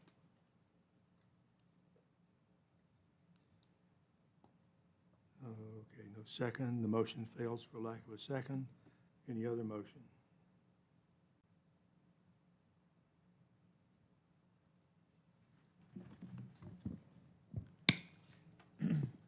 Just a sort of a general comment, and that's Mr. Smith. If anybody wants to guess who the retired research analyst is in the room, you know, or whatever you do, I really don't know.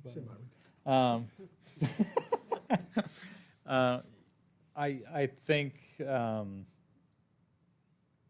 I think it's really close to being fine the way it is and wrong, and then this is pretty. There's really nothing wrong with this. Like I said, I just don't want to ease backwards into something. And I haven't still, even though we've been talking about it over and over again, it's sort of been in circles. And honestly, I don't really have any real concerns with these changes, but it's obvious and been obvious the whole time, this isn't where it stops. And for me, I'm not sure, you know, if me personally, you know, like I'd say to myself, well, do we just go ahead and do this now? Do we not do it now? Do we do part of it now? And then, but when do we address all the other things that need to be addressed, which get into that development side of things? I mean, for me, I think everything's fine with it, but I would leave the 10,000 square feet, not 8,000 square feet. And I would go with that. with a emphasis on let's get ahead of things administratively and on the proffers, on the development, on the what Mr. Smith outlined, which is the negative, the cost implications and negative impact of that, this type of development. And absolutely 100%, if these RSA does its thing and these sewer and water becomes available, they will be taken as quickly as possible by as few as people as possible, if allowed, and I have no idea what the intentions on that is. There is. Mr. Chairman, some of those facts were stated are not true. Okay, other discussion? Can we have a different motion then? So it'd be, really at this point, it'd be pointless to table it. Because if we deny it, he can redo the numbers and just come back and just resubmit it with different numbers, correct? But if we deny it, the board can still take it up. Sure. Yeah. Or table it, either one we want to do. Well, if you want to recommend that we try to do that, or you can recommend that we recommend against it and then let the board deal with it. The motion that we have now that failed because of lack of a second was to recommend it. So we've got the other two options. Mr. Chairman, I make a motion that case number ZOA-05-25-01 be not recommended, or recommended for denial to the Board of Supervisors. All right, is there a second to the motion? Motion's been made and seconded. Again, actually, we better do a show of hands. All in favor of recommending denial of case number ZOA-05-25-01, raise your hands. Okay. Thank you, gentlemen. So case number ZOA-05-25-01 will be recommended for denial to the Board of Supervisors. Chairman Carpenter, Yes, sir. do you mind just recalling what the numbers were on that vote? Okay, I think we had 6-1. Pete, I think you were the only one. Yeah, Pete Elliott was nay. Thank you, sir. Okay. Mr. Alexander, you have the floor if you want to give us your presentation, please. Good evening. James Alexander, Radiant. Some of you know me. The devotion you spent to that first issue, 45 minutes talking about families and the pets. I confess I come from a relatively large family. My mother had 13 babies. I did not have a goat. I might have turned out better, right? The issue I'm presenting to you is both unusual and technical, and that is that Dominion Energy has undertaken very extensive laser mapping of Madison County as a precursor to planning the installation of a high-voltage transmission line. Now, I can go through the details of why I say that.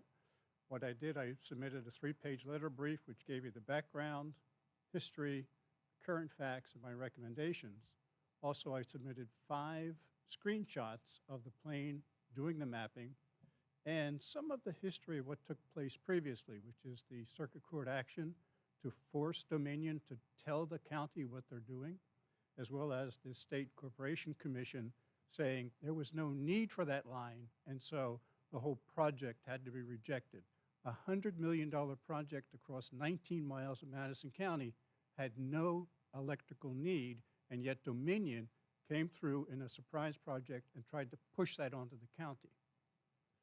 So when I'm out standing the fences on a Saturday and I look up, overhead comes a plane about 400 feet in altitude. Very unusual because the sectional maps for this area, 700 feet is the floor, all right? So this plane was coming very low, and like most of you, I have ADS-B on my phone. You know what that is? Okay. Automatic Dependent Surveillance Broadcast. Mandatory since 2020. It's a satellite-based GPS system. All the planes have to have it. That's what they use today to direct planes, not radar. ADS-B is far more accurate than radar. So when you see it, you open that program, you can see any plane in the world and then touch it, and it will come up and show you who owns the plane, the tail number, the altitude, speed, whether it's going up, going down, and then it will show you the entire track of that plane over the course of the Earth. And you can run history for every other time that plane is flown.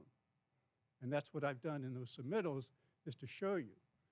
So that first pass went from the North Anna Nuclear Power Station to the Pratt's substation. That's a big tell, isn't it? Right? Who does that? Okay? There's not a single Dominion line in that path. There isn't. They came back the next day and did further mapping a little bit north.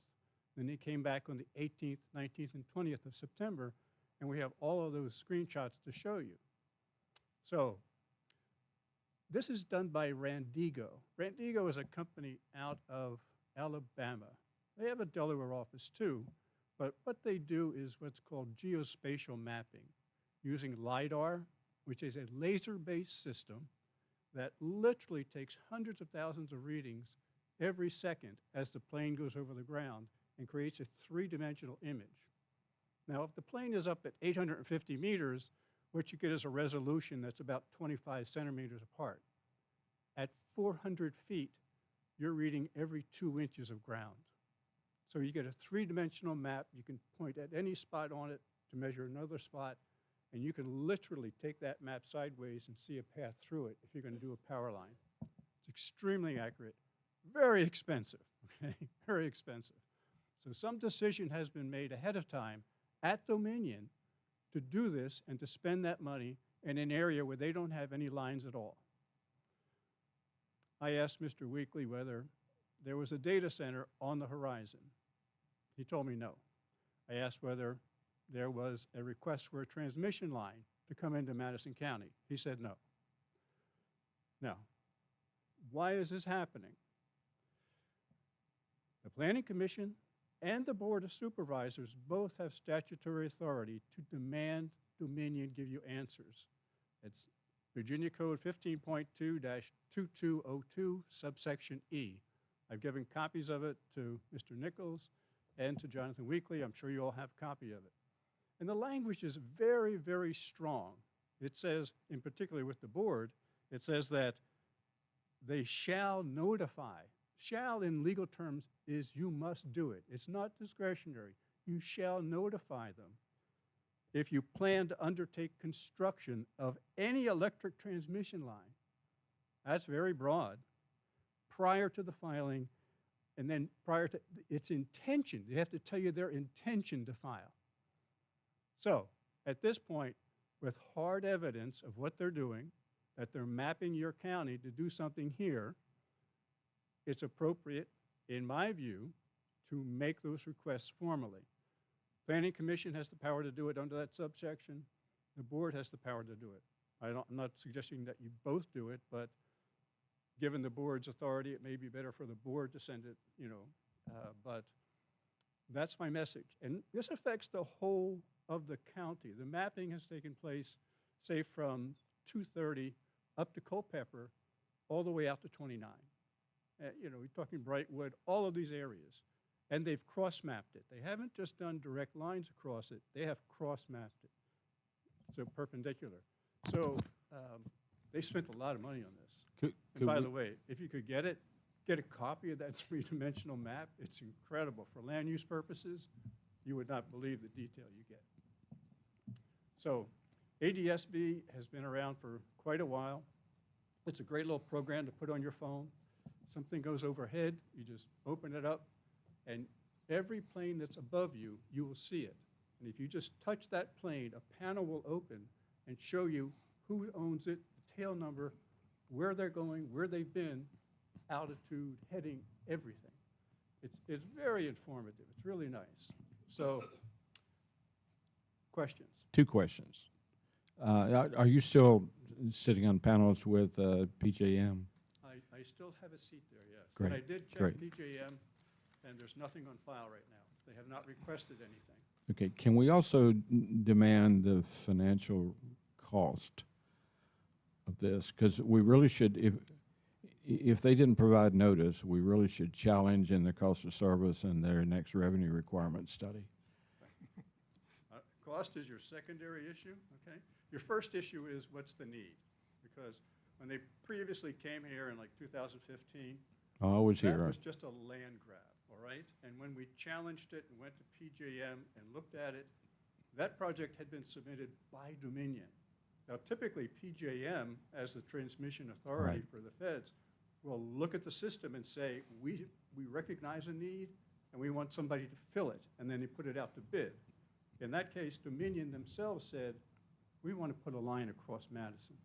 That was the whole substance of it. And so once we challenged that, and it came out that there really was no electrical need, and Mr. Jackson said at that meeting, they came to Madison County and told us that the whole county only used like 63 megawatts, and there's individual buildings that use more than that, and there was no electrical need. So when you see Dominion doing that purposefully, with no need here, again, to come in here and intrude, this is kind of like the metaphor of the nose of the camel, where the guy's in the tent and the camel puts his nose in just a little bit, and yeah, it's harmless. It doesn't mean much. And then before you know it, he's got his feet in, his body in, and sure enough, the guy's shoved out of the tent and the camel's in there.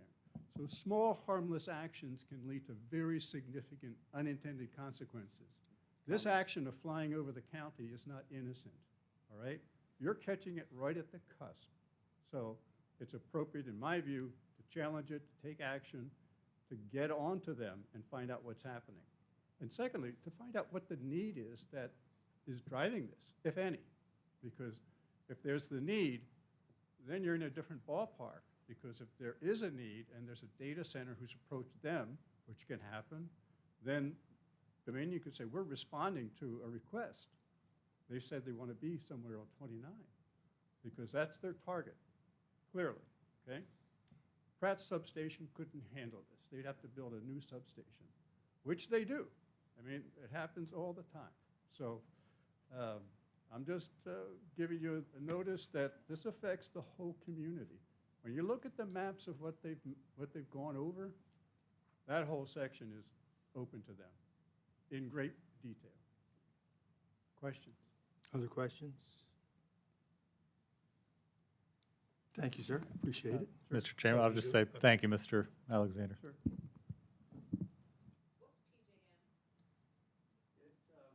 PJM interconnection, it was initially in the 1920s, it was Pennsylvania, New Jersey, and Maryland. It was a loose confederation to try to coordinate providing electrical power, okay, among them. And so once the feds realized that we needed a more unified system across the whole country, then they designated certain areas of the country, they designated the authority over transmission lines to individual entities. And PJM is the entity that has control over transmission lines for everything from Mississippi to New Jersey. And so you have to go to them if you want to do a transmission line. So distribution lines are different, like Rappahannock Electric, that's a distribution line. But PJM is the federal authority. Now, they report to FERC, the Federal Energy Regulatory Commission, but PJM day to day has the power to approve transmission lines. Thank you. Okay. Well, since we've Mr. had a public Alexander. comment, is there, oh, okay. Mike. So I had another friend that brought up something very similar to what you did as well. And apparently they flew all the way up beyond Leon, from basically Pratt's north up to Leon and all the way back all around over Lake Ann. Is that the same data that Yes, you got? right. Yeah, they're always Apparently going the plane back to left the out nuclear of reactor. Right, north of Raleigh yeah, and then came up here and Right. but right. Yeah, and the flight path up toward Leon, in the 2015 example, they were clearly looking for the ability to connect from Pratt's. There's another substation, I can't remember the name of it right now. It's up in the northern end of the county. That could be, I don't remember the name. But they were clearly looking at a path up the FT Valley. Yeah. Well, yeah. and This is the other most path is- extensive mapping I've Yeah. ever seen, okay? Yeah, I I mean, mean, they didn't do that before. Randigo, this company, they have very sophisticated laser technology. You'll see reports of them being over the ocean at night with green lasers, mapping different things in the ocean, and people call in about spaceships and things like that. This is a very sophisticated company. So, yeah, take it for what it's worth. It's happening right now. They've got the data, and what are they doing with it, and why are they doing it? So, I asked to speak in front of the Planning Commission and the board because of the statute. I don't need to repeat it, so, but if there's questions, sure. Thank you. Any other questions from the Planning Commission? All right, since we did have a public comment, is there any other public comment on this? All right, in that case, I guess what we're looking for is potentially a motion to recommend that the Board of Supervisors ask someone to investigate this. Does that sound reasonable? Yeah. Yeah. I would think though that you all have the ability to request it, so why wouldn't two requests be appropriate as well? Okay. Have the planning commission send one, and then we'll see what the board of supervisors thinks about their ability to send a similar letter. Okay. Jim, would you be available for wordsmithing the request? It's the wording of the statute, and I don't supersede your counsel, he can tell you. But the statute is looser with regard to the planning commission than it is with the board. All right? Specifically, with the planning commission, they'll say, furnish reasonable information requested by the planning commission. That's a whole lot different than when you get to the chief, administrative officer of the board saying, you shall tell of your intention to file. And so, to me, it's a weaker approach to simply say, and they're going to say, well, we'll give you reasonable information. We're just doing preliminary things. And whereas if the board does it under the statute, it's much more rigorous. They have to hold to a different standard. So in my writing, I suggested that the planning commission recommend to the board to take that action to pursue it. Okay, thank you. And Can I ask a question, Mr. Chairman, to Mr. Yes, sir. Alexander? Hey, Mr. Alexander, do you see any benefit, sort of belt and suspenders, of having both do the inquiry? I'm sorry? Yeah, do you see any advantage having both. or drawback, sort of belt and suspenders approach to having them both do it? I don't know, I think I know how I would respond, or you might as an attorney, and say it's duplicative. I already got the request from the planning commission, I'll answer them and do it to a lower standard than have to answer to the board, or I have to tell my intentions. Yeah. See?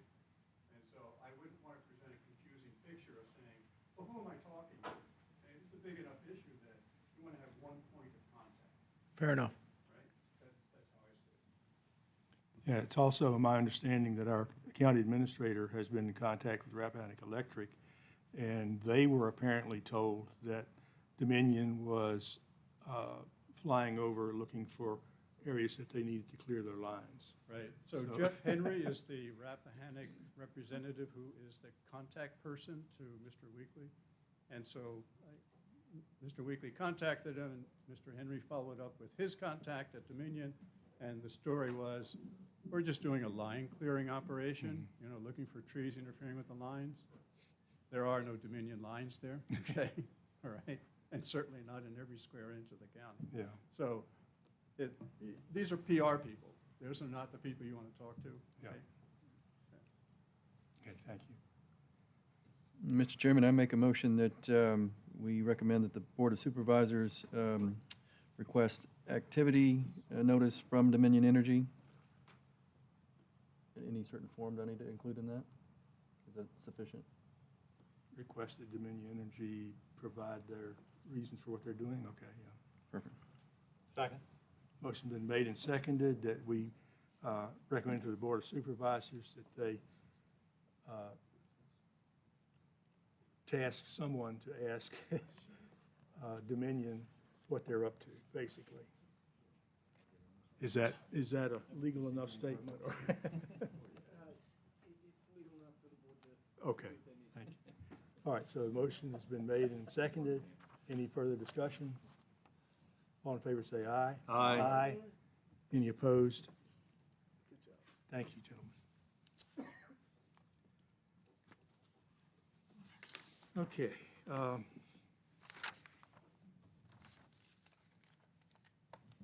Alan, I guess real quickly, just run through our upcoming workshops, and then we can turn this over to the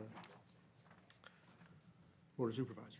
Yes, Mr. Chairman, at the moment, unless we're doing more ordinance work, the only thing I have on the, I don't have anything for the November workshop. I Okay. suppose we may continue talking about livestock at that time.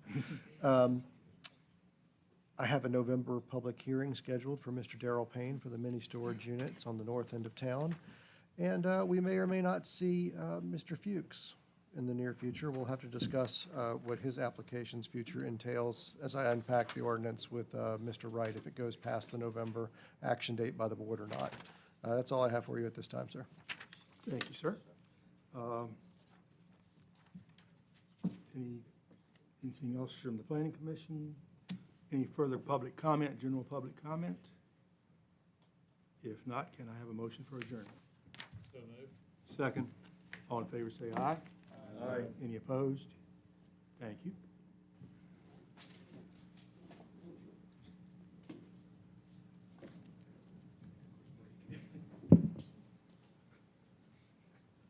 All right, thank you. We do have a quorum. We do need to adopt an agenda. The only item that Brian has brought to my attention that needs to be added is D, which is the Christmas party. So thank God we're going to address that and get it knocked out of the ballpark pretty quickly, hopefully. Anybody else have anything else we need to add to the agenda this evening? Anything down there? What's the pleasure of the board? Mr. Chairman, I move to approve the agenda as presented, or as amended. Second. Motion's made and seconded. Further discussion? Hearing none, all in favor signify by saying aye. Aye. Opposed, same sign. As always, public comment. Any public comment on the first round? You're gonna get several more opportunities. Public comment, nothing online. We're consistent. Seeing no public comment, case number, and before I go on, talking to legal counsel, I would like to go through these cases just the same as we always do, and we can take action based on what the Planning Commission has taken action on, or go our own direction as always. Anybody good? Excellent. Case number ZOA-05-25-03, ordinance amendment. The Board of Supervisors has directed the Planning Commission to consider removal, modification, or retention of Madison County zoning ordinance 5-2-1 and 5-1-1. Mr. Nichols, anything to add? Only if you have something you'd like to discuss, Mr. Chairman. Anybody? I tend to agree to just leave it alone for now. You know, I was thinking about how would you administer this by right. One question I also had, isn't it 1.5 acres required for R1? Correct. Why is it a 2-acre limit then? See, that does. I think that we've gone through, the Planning Commission has gone through diligently and worked through this for multiple sides, and I think it's very wise of them to be able to say, hold on, let's go back and make sure we're not missing things, and see if this truly is a need that is out there. I think the relevant point that has been brought up is certainly we all sympathize with 4-H and FFA, any kind of educational component, and the homeschooling component certainly plays as well. And people who have pet goats, which I guess just poor sense. But the reality of it is that they've decided to go back and look at it. I think that is a wise decision. And why would we not recommend to go back down that path and see what they come up with? And we can proceed from there. This is not the end of the world at all. Right. And an SUP may be the appropriate direction like is in current place, and the potential of adding a by right component or an administrative function component that would pertain to the educational side of these being used in R1 districts. That's just the way it kind of reads to me. Judd, please. So, I liked the ideas coming out of the gallery. The limit the animals per acre, I thought was a great idea. I think taking if we can make this easier so you don't have to go through the planning commission and permitting and all that kind of stuff, if we do something along those lines, I mean, we got kids now that aren't even leaving their bedrooms, they're on their computers all day long. Raising a goat, raising chickens, I grew up on a small homesteaded farm. Granted, if I had computers to play with back then, I probably would have done it, but my dad would not have let me. I would have been taking care of those animals. So I don't, I lived in Arlington. I had 5 chickens in my back quarter-acre lawn, right? And my neighbors never knew it. I had 4 beehives, right? So these things out here, I expect it to be even more acceptable to have those things. So I understand we have rights of the neighbors. I understand that too, but we're in a farming community, so I'd like to go back and maybe look at some of those ideas that we heard today and see if there's something we can do and make it easier, not a burden on the county, and make it better for all. So that's my comment. Carlton? Yeah, I got a couple things. Mr. Jewett, to the less than 2 acres, when you need a minimum in R1 of 1.5. My neighbors are R1 and they have 3 acres. So I think if we look, there's going to be a whole bunch of R1 that's way over 1.5, right? I'm Many guessing parcels. at that, but I'm pretty sure. So my comments, and I want the planning commission to hear it, so my comments, my lot in Etland is 1.75 acres, and I am zoned A1. Okay, by right, okay? I could do all that by right on 1.75 acres. My neighbor's 3 acres, and they are R1 for whatever reason. So there's a lot of that. I mean, there's lots of parcels in Madison that are zoned A1 that are less than the 3 acres that we require. I'm just throwing this out because I'm not trying to direct anything. I'm just saying we need to think about this. I think it's a good idea to approach the idea that we give the educational people a break on this stuff. The other thing that I want to know, it's if you start putting numbers of animals on there, who's going to enforce that?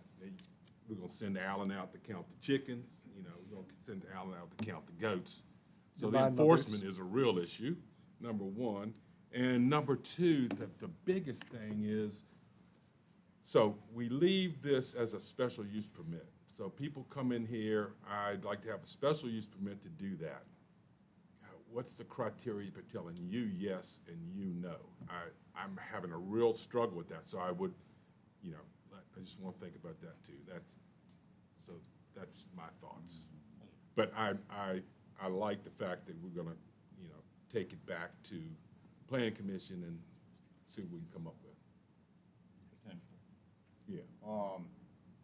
Yeah, the enforcement mechanism is monstrous. I was thinking we send the other Alan out to check goats and chickens. Brian. That's just out of spite. Yeah, he's not doing anything. All right. Anybody else have any questions, comments, thoughts? To the public. To the public. Anybody have any comments they'd like to go down the path on? All right, back to the board. What would y'all like to do with this? We can accept, deny, or accept the recommendation by the Planning Commission and let them continue to study. Yeah, Mr. Chairman, I move that we accept the Planning Commission's recommendation to table it and study it further. Second. Motion's made and seconded. Further discussion? The discussion is, did Mr. Fuchs, what happens? You're saying November, Did we because table he's got it, or did $500 Mr. on the Fuchs? line. Mr. Fuchs tabled it in writing, as he was supposed to, and our ordinance says that the board must act within, or shall act, I believe it's mandatory, I'll cite it for you, within 180 days, which puts us to early November, but after the joint meeting. So I had put a marker on here that, to make sure that we advertised for a public hearing by that date, should this come to pass and nothing changed. Or if, the Planning Commission's original notion to strike it were to fail, then, his application's here, his fee is paid, he could go forward. Certainly, I would hope that we wouldn't have to workshop them too much, because, good Lord, we've unpacked it enough. But here we are. That answers my question. Yes, sir. Yeah, Yeah. so, I was always under the impression that if the applicant tabled it, there was no time limit. If we tabled it, or the planning commission tabled it, it was. Give me just a moment, I'm gonna look it up so we can be clear. There must be a difference. I agree with you.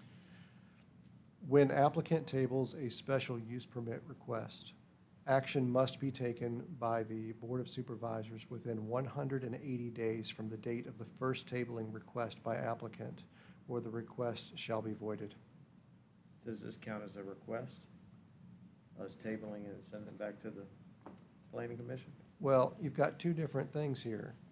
You've got the planning commission, which is considering a zoning text amendment. Separate from that, you have Mr. Fuchs' special use permit application.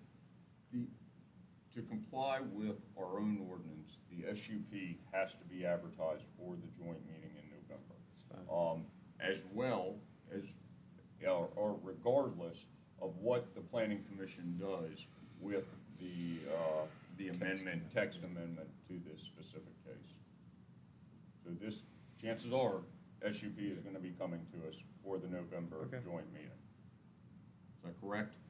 That's the way I see it, Mr. Chairman. There you go, that's what we're sticking with. Thank you. Anybody else got comments? It is worth, thank you for the clarification. Call for the motion. Motion made and second, further discussion?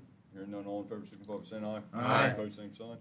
Case number ZOA-05-25-01, Al Ash zoning text amendment. Al Ash's proposed changes to Article 7 residential multifamily R3 in order to facilitate more orderly development of housing projects. Mr. Nichols, what would you like to add? I like to look at these applications at face value. What are we asking for? I share the same concerns as Mr. Smith generally on development at large. I think it's very clear. But also looking at Mr. Esch's request, especially that if you were trying to achieve the limits of how R3 exists now, you wanted to achieve a small lot, it's virtually unworkable. I do not think his request is unreasonable. But Mr. Smith's comments are certainly more than fair. Questions, comments to Mr. Nichols? No. Al, anything to add?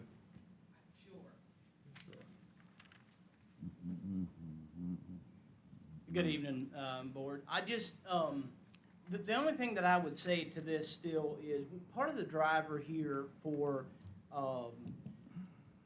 doing this different lot size and the different layout was because I came to, forgive me, the meeting where you talk about if you want to rezone something.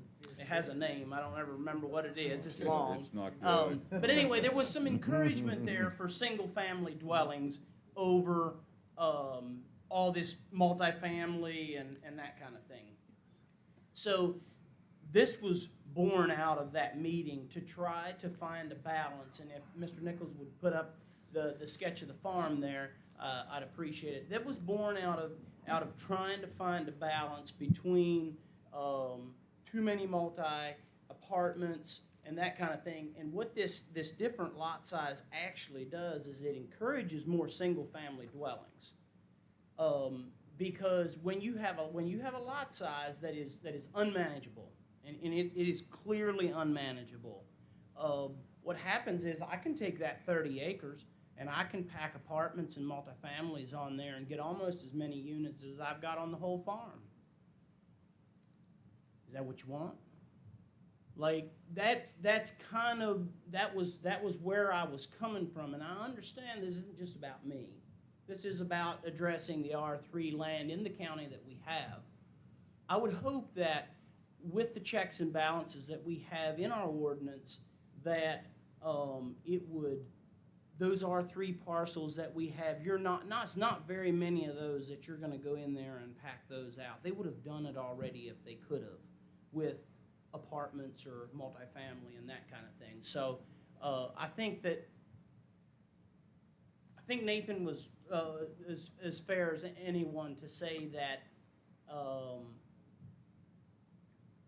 we don't want to be caught accepting something that comes back to bite us later. And I've tried to give some consideration to that in promoting this change. I wouldn't want that to happen either. And so the recommendation came through Roddy at Bowman, and he used R2 from some other localities, tried not to be too extreme with what we do, and that's kind of where we are. Questions for Mr. Ash? I got one, please. So, Al, how many single-family units can you get on 1 acre with your proposed size limits here, or size changes? Well, the yield per acre stays the same. That's right. So how many single-family units could you get on 1 acre? Of these 8,000 square foot ones? Yeah. Well, so, in a roundabout way to answer your question partially is one of the questions, and Lynn spoke to this, is I had asked the question, do you want me to go back to my engineer and max out this piece of property? So I called him, and I said, Roddy, can I get more homes on this piece of property? Or did you max out what I can do? He told me that with the mix that I wanted, and I wanted a mix of single families, apartments, and multifamily, he said this is as much as can be put on the farm. However, the part that I struggle with a little bit, and I'm just being very frank and open, is I'm not sure where some other checks and balances are in the ordinance to say that if you had R3 land, if the whole 100 acres was R3 land, how many multifamilies, apartments? Where is the control that keeps me from putting the whole farm in that kind of housing? And maybe Mr. Nichols can answer that. There isn't one other than the density requirement. Yeah, and I was that would be one area that would be a concern to me. While I think what I'm proposing sometime in the future, if we rezone or do whatever, that this would be a good balance and would be a healthy balance for our county, I do share some concerns that we don't have some checks and balances to make sure that somebody doesn't just decide that they're just going to go whack out apartments and put as many as they can in there. And some of y'all have heard me speak before to say that I really think some work ought to be done on this R3 language to try to make sure we achieve the things that we're looking for. I think that, for me, this was just a start. So, Mr. Nichols, that the very first sentence in Article 7, this district is established to provide mixture of multifamily dwellings such as apartments at a density not to exceed 8 dwelling units per acre.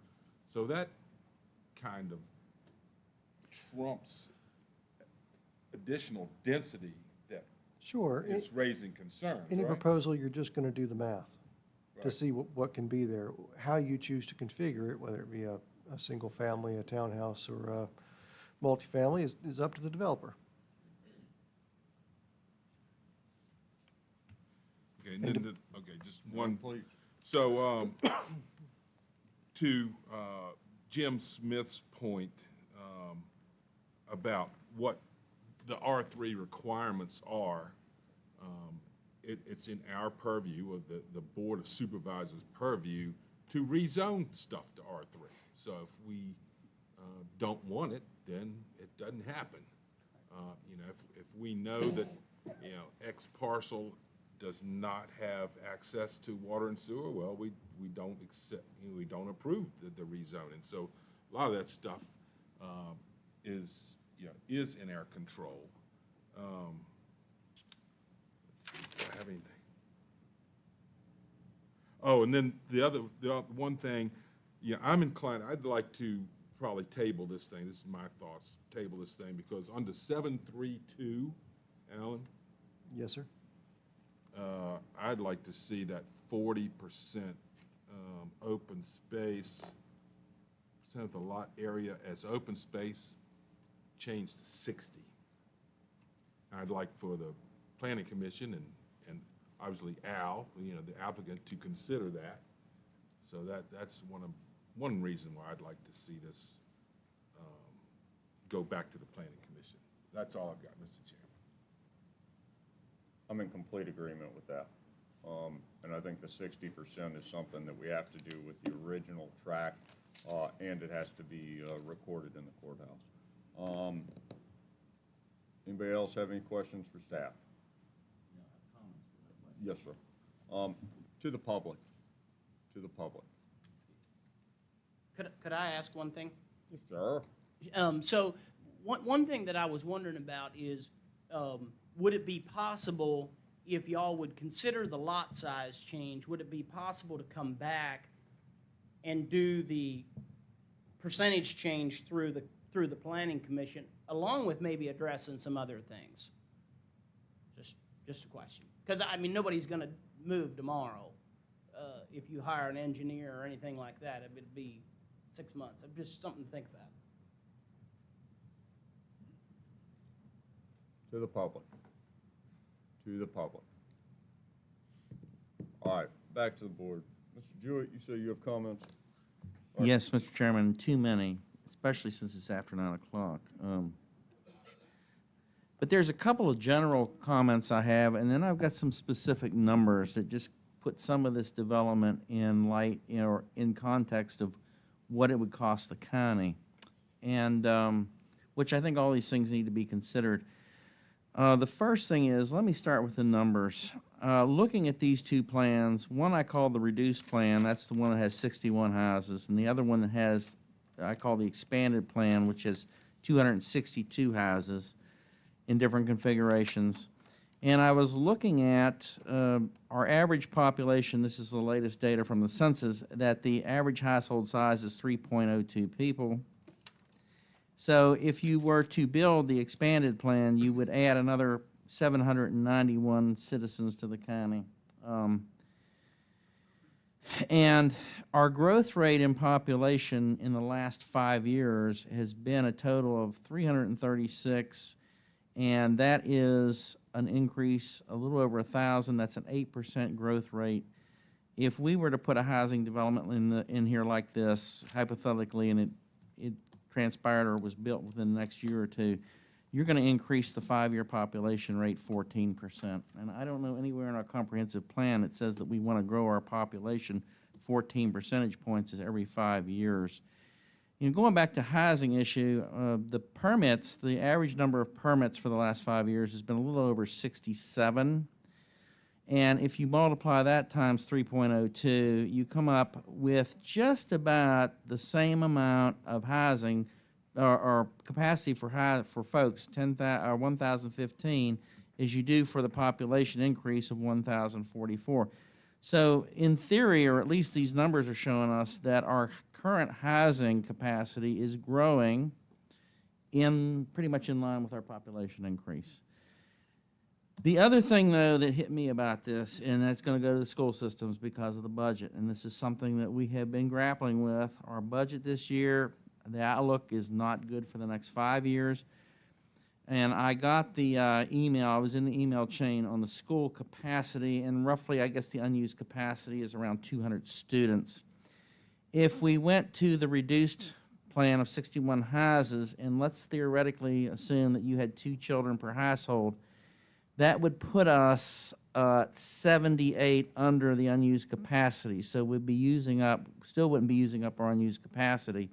However, if we went to the expanded plan with 2 children per household, we would exceed our current capacity, our current residual capacity by 324 students, because there would be 524 additional students in the school system. Now, I'm going to mirror a little bit about what Mr. Smith said. The cost per student for the actual county, the outlays, runs around $7,200. Of course, with the state aid, it's $16,644. But out of pocket for this county, It's about $71.57 per student. If we were looking at the direct cost, operational cost for 324 additional students over the capacity, we're looking at almost $4 million in additional operating costs to the school system. Once we break that 200 capacity threshold, and that would be with the expanded development and with the 524 additional students, subtract the 200 student capacity, excess capacity, with 324 students now, we're looking at building a school.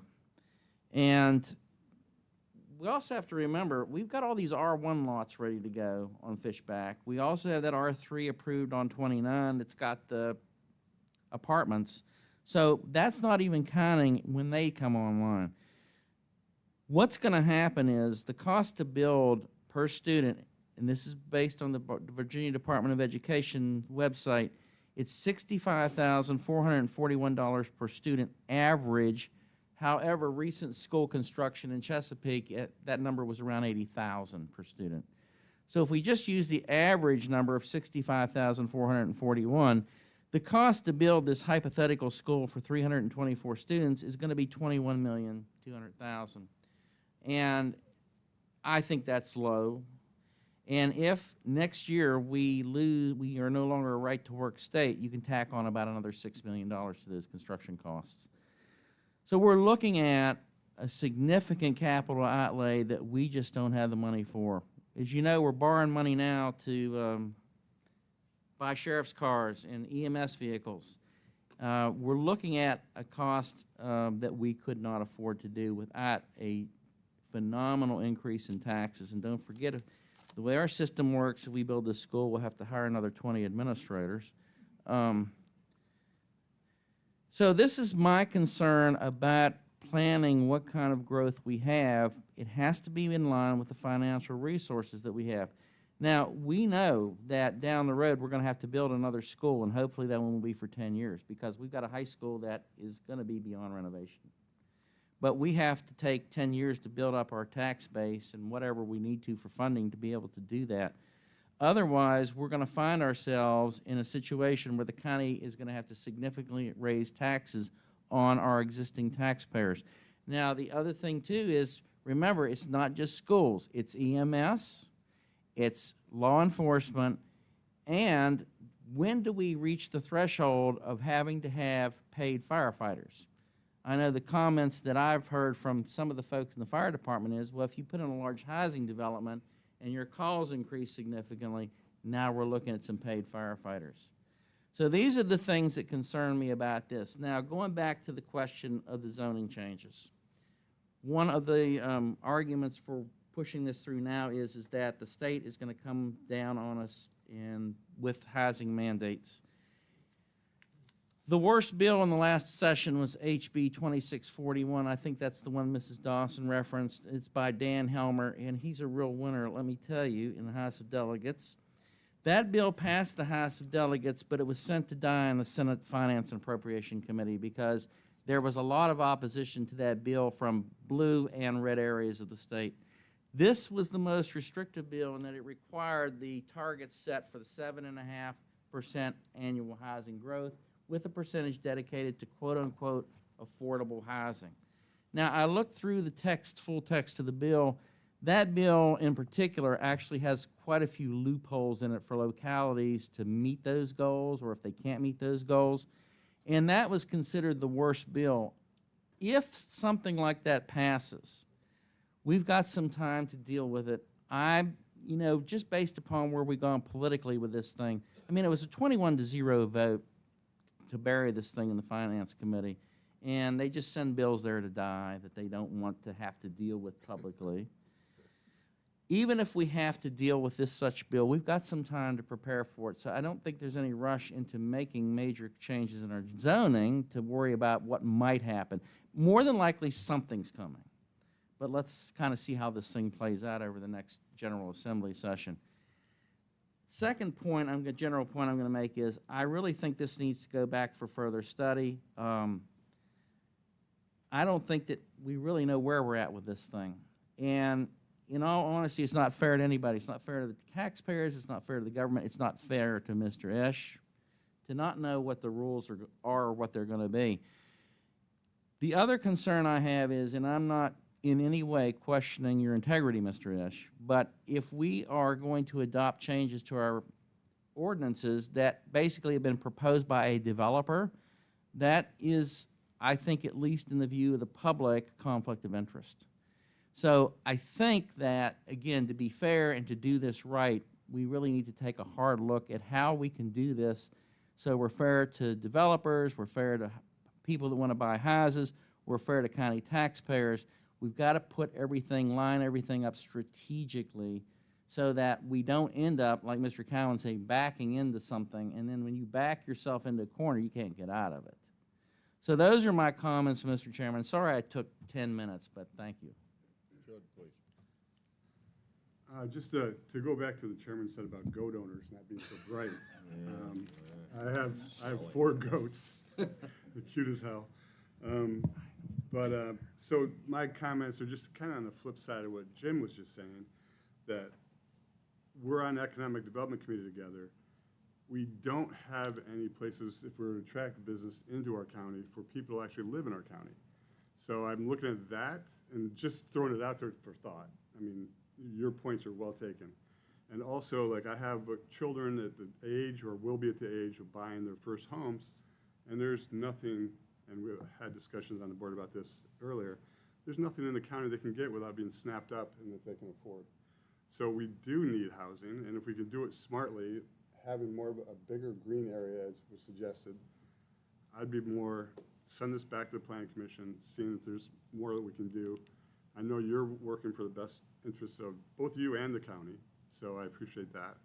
And just, this isn't a horrible thing. It's kind of like the horse and the buggy, which comes first. You know, I think if you're going to attract a decent-sized business here, you're going to have some kind of housing. And it's so close to where the sewer and water, or the sewer is anyway, that it kind of makes sense in that part of the county. And that's my comments. Thank you.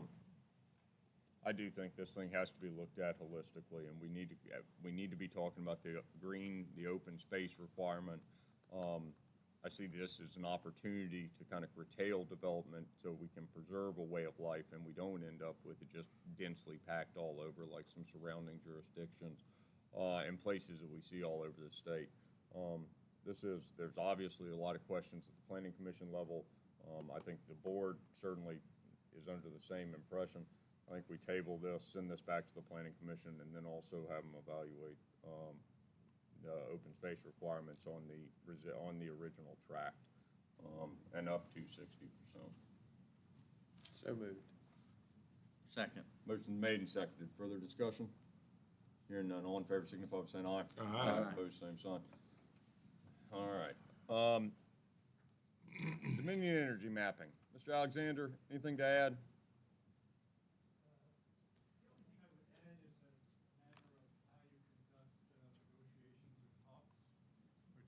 I don't suppose it would be a single letter in response.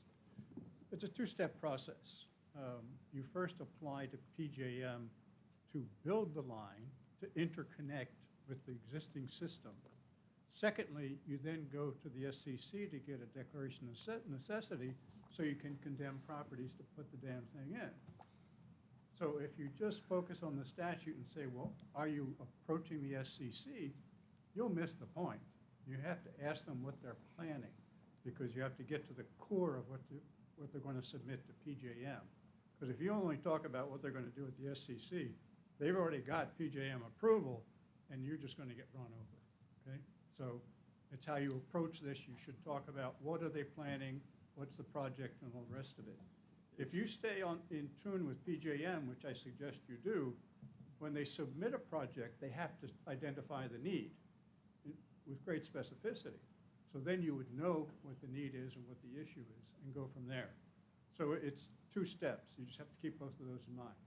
If we were to ask Jonathan Weekly, our county administrator, to gather any and all information on plans pertaining to future transmission lines and needs in Madison County to Dominion, would that be an appropriate ask?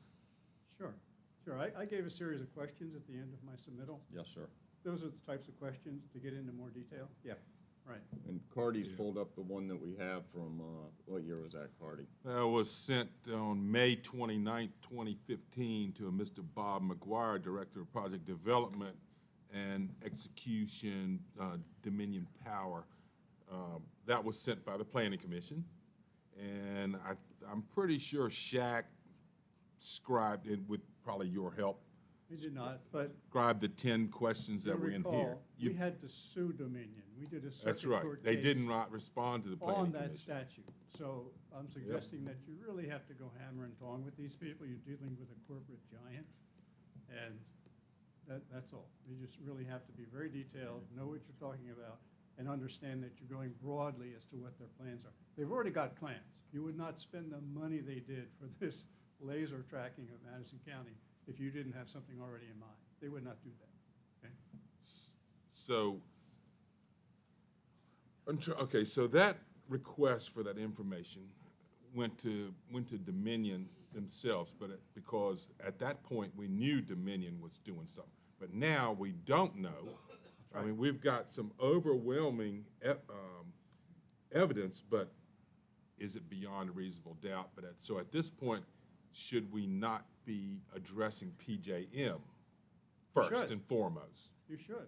First and foremost. But PJM will not tell you anything. You have to just research and get on board with PJM and follow what they're doing. Okay. PJM doesn't say, Dominion, come do a line for us. Dominion will make a submittal, or PJM will say, we recognize a need for this line. I've looked at the PJM TAC, the Transmission Expansion Advisory Committee. There's nothing pending on this. So that's where it comes up. That doesn't mean it's not going to show up tomorrow, right? Right. But So, and then there's a, get the technical term, but it's a submittal process where if you have an identified need, you can skip the regular, regional planning process and say, I have a need, here's the need, I'm the supplier, and it goes through that way, and it's a very expedited process. So you really have to stay on board with PJM to know that, okay? But going right to Dominion, if you can get to the decision makers and have them be honest with you, that'd be a great start, but. We have Hannon, our giant, and they are required by regulation to respond, and that's what was the precursor for us to do the suit previously. Right. There you go. Right. All right, so if we get Hannon and Mr. Weekly to come up, and I'm sure they'll flash it in front of you, if we get them to address a letter that states what information they have for any plans or upcoming or anything of the sense in Madison County, that would take care of where we're at. And you'll know where you're going. There you go. Right. Jim, you have comments? Yes, and this is because I'm suspicious of these companies. I don't know why, but just a little bit of history that ties into this. Judd and I, on the Economic Development Committee, one of the big projects that we worked on this summer was looking at potentially bringing data centers into the county. And the issue, or well, I wouldn't say the problem, but the reason that we can't is because we need a 230-volt KVA volt line loop coming bi-directional to supply a 300-megawatt substation. And we talked to REC on several occasions, and we asked REC, was that something in the, on the horizon? And their response is that no, and PJM specifically stated that it was not on the horizon. So they kicked it up to PJM. They said they did. Now, their take was, REC said that if we had a company that really wanted to come into Madison, they could apply to have this line run through the county. However, the county would have to start with a study, power corridor study, which was going to cost, what, $118,000? And we were like, no, we're not going to do that. So at that time, we said, okay, data centers are probably out for Madison County. And the issue of whether we want them or not, that's aside, but we're just looking at the power infrastructure. So having that background and looking at what Dominion's doing and looking what's happening in other localities around the nation, and particularly in Nova, I can see the data center companies pushing Dominion to run a 230 kV loop through us, Orange County and Greene County, so that data centers could be sited here. It would take about 10 minutes to present to PJM to get that line. And I'm just saying, That's that's it. complete speculation on my That's it. part, but You based on, identify a need, okay. they'll do it. That's it. So, yeah, it's not an impediment. It's not at all. So, and 230 would be the best of your wishes, because an AI data center takes 6 to 8 times the power of a regular data center. So if they're talking big, and to do that kind of a laser search of Madison County down to the scale of 2 inches, Mhm. to me, that detail, you don't need that for a 230 line. They didn't need it before for the 230 line. And so, you need a 500 kV line to do, an AI data center. And why would you build a regular data center if you can do an AI one today? Because a data center would be outdated as soon as it was built. Mhm. Anyway, so there's a consideration. Yeah, Thank you. Thank you. Sorry, Mr. Chairman. No, but I just no, wanted to no. bring that up because we had gone through that this summer. Now all of a sudden, 230 kV? The only comment I have is, and they have spent, I'm sure Dominion spent a bunch of money, and I was in the process of searching. Anybody know what Dominion Energy is worth? How many? What? Yeah, I would say $1 million. I would say the money thing is not the issue, but they have put out funds. Mr. Alexander was astute enough to observe the airplane and to search it, which now I guess we all need to start doing.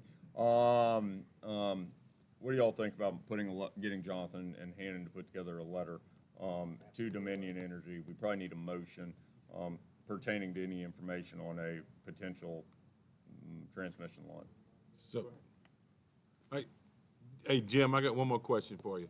So we send this letter out, and they come back that, hey, well, I don't know what you're talking about. You're just paranoid. We don't have any plan at all. Then who do you go to? First, we buy them binoculars. What's the next step?